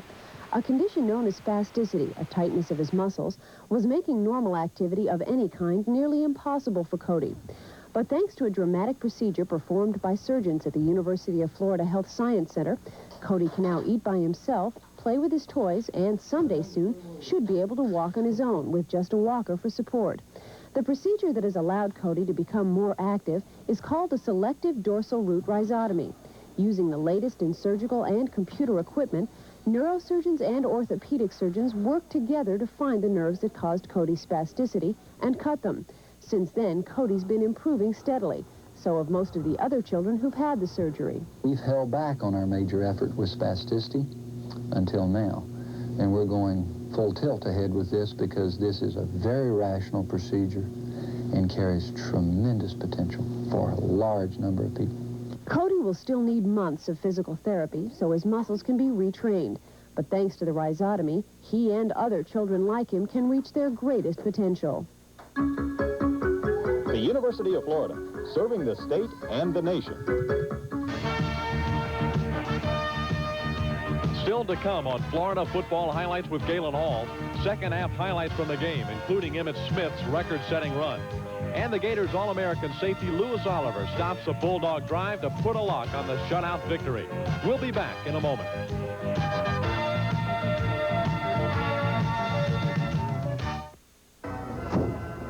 It's the Wright Keller.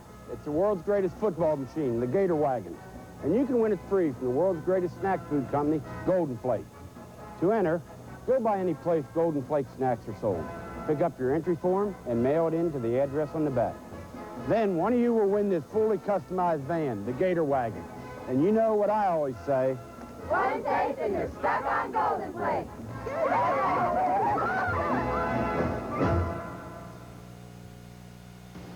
Around 20 years ago, Sonny Tillman started cooking up his own brand of barbecue. Sonny's success was built on a pleasant setting for a tasty meal at a reasonable price. It's still that way at Sonny's everywhere. That same great barbecue taste cooked into Sonny's ribs or chicken, beef or pork. So come to Sonny's Real Pit Barbecue for barbecue at its best. 'Cause everybody loves to meet at Sonny's. Barbecue at its best. Sharing comes naturally to brothers. It's part of their family bond. Today, that bond can save a life, and Shands Hospital is proving it. Besides heart, bone, cornea, and bone marrow transplants, we perform kidney transplants for adults and children. A family member can donate a healthy kidney, which we transplant to the patient. And that means kids like these can return to what's really important, enjoying life. Shands Hospital, we're with you for life.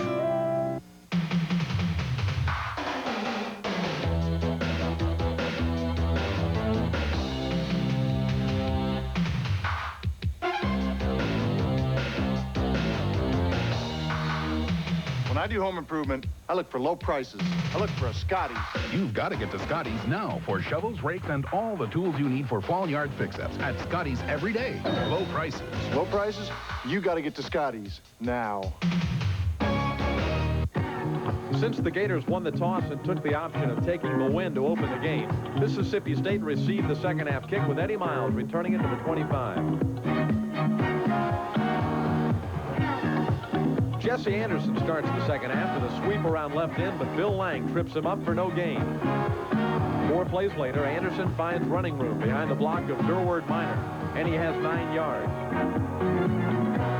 5 plays later, a wingback reverse to Jerry Bolden backfires as Bill Lang and Rondi Weston stop the play, setting up this familiar sight. Here's our punt block team again. We put pressure on the punter before. We're going to try to pressure him again. Timmy Falk's the guy who gets in again. Timmy, this will be his 3rd one of the year. Great effort by Timmy, blocks it, and we get the football in great field position here. Our defense turns it over again for us. Worked very hard on this punt block, and we've been very successful with it so far this season. But the Gators fail to capitalize on the opportunity as Kyle Morris's pass intended for Stacy Simmons is picked off by safety Bo Russell, who picks up 36 yards before Cedric Smith can knock him out of bounds at the Florida 36. But the Gator defense stiffens. Mark Murray, Lewis Oliver, and Trace Armstrong stop Anderson for a 9-yard loss. Then Shell is pressured into throwing this incompletion. The The Gators take over deep in their own territory, setting up the big play of the day. Emmitt Smith sweeps left behind David Williams, and Cedric Smith breaks a tackle at the 10, finds daylight, and it is a foot race to the goal line, which Emmitt wins 96 yards later. It is the longest run from scrimmage in Florida football history.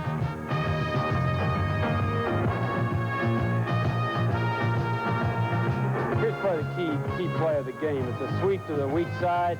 Emmitt Smith carries. Charlie Wright gets a block. David Williams, Cedric Smith gets blocked. Emmitt goes through a tackle. Richard Starwiski downfield gets a block. Stacy Simmons gets a block. And Ernie Mills is the guy who's going to lead them all the way to the end zone. Just a great effort by Ernie to catch up and get the last defender, keep him away from Emmitt. The longest previous run from scrimmage was 91 yards. Another record broken by the super sophomore. I would probably describe this run as very hard to do because you have to go all the way down the field instead of 60 or 80 yards down. To me, it was a great run for us, and I'm glad that it happened because it gave us a 17-point lead that we needed. Leading 17-0, Pat Moore and company look for the shutout. But Shell keeps firing and finds Bolden open for 14 yards.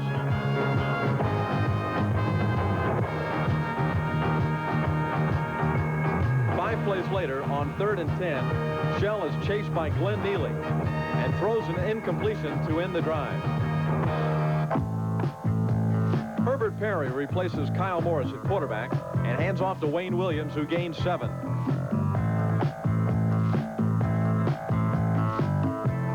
Two plays later, Perry, with good pass protection, finds Terrence Barber for 19 yards and a first down at the 47.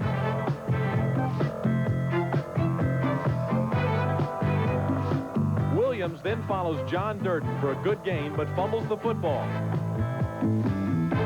Fortunately, Hisham Ishmael is there for the Gators to recover at the 38.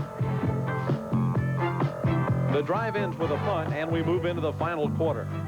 The Bulldogs get a break on a 2nd and 17 play from the Florida 33 when Lewis Oliver is called for pass interference.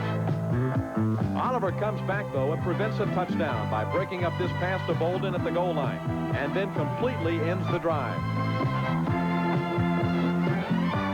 Here's probably the play that saves the shutout for our defense. Pretty good pressure on their quarterback. He lays it up. Lewis Oliver, big play man for us all year. He comes up with a key interception for us to preserve the shutout. What was a play where we had a blitz on, and I lined up on the strong side of the field, and I rolled weak because no one was on that side of the field, and the quarterback threw the ball, and I was there to pick it off, and I tried to find some running room, but I got tackled. Perry is passing, and Mark McGriff makes the first down reception at the 33. Emmitt Smith returns to the lineup and gains 9 yards to the 42. But the drive ends in a punt. Mike Davis is the Bulldog quarterback, and Rodney Weston pressures him into throwing the incomplete pass. 2 plays later, Bill Lang almost gets his first interception of the year and 6 points. Florida has the ball and looks to run out the clock as freshman tailback Willie McClendon bursts around right in for 15 yards. On 3rd and 12, Perry hits McClendon with a quick pass for another 15-yard gain.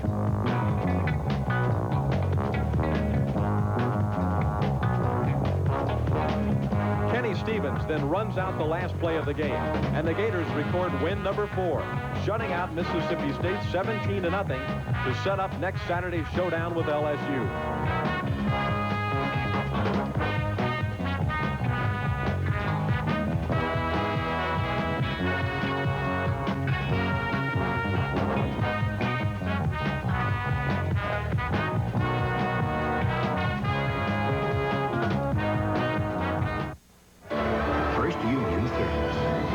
Technology that simplifies transactions for you. That was fast.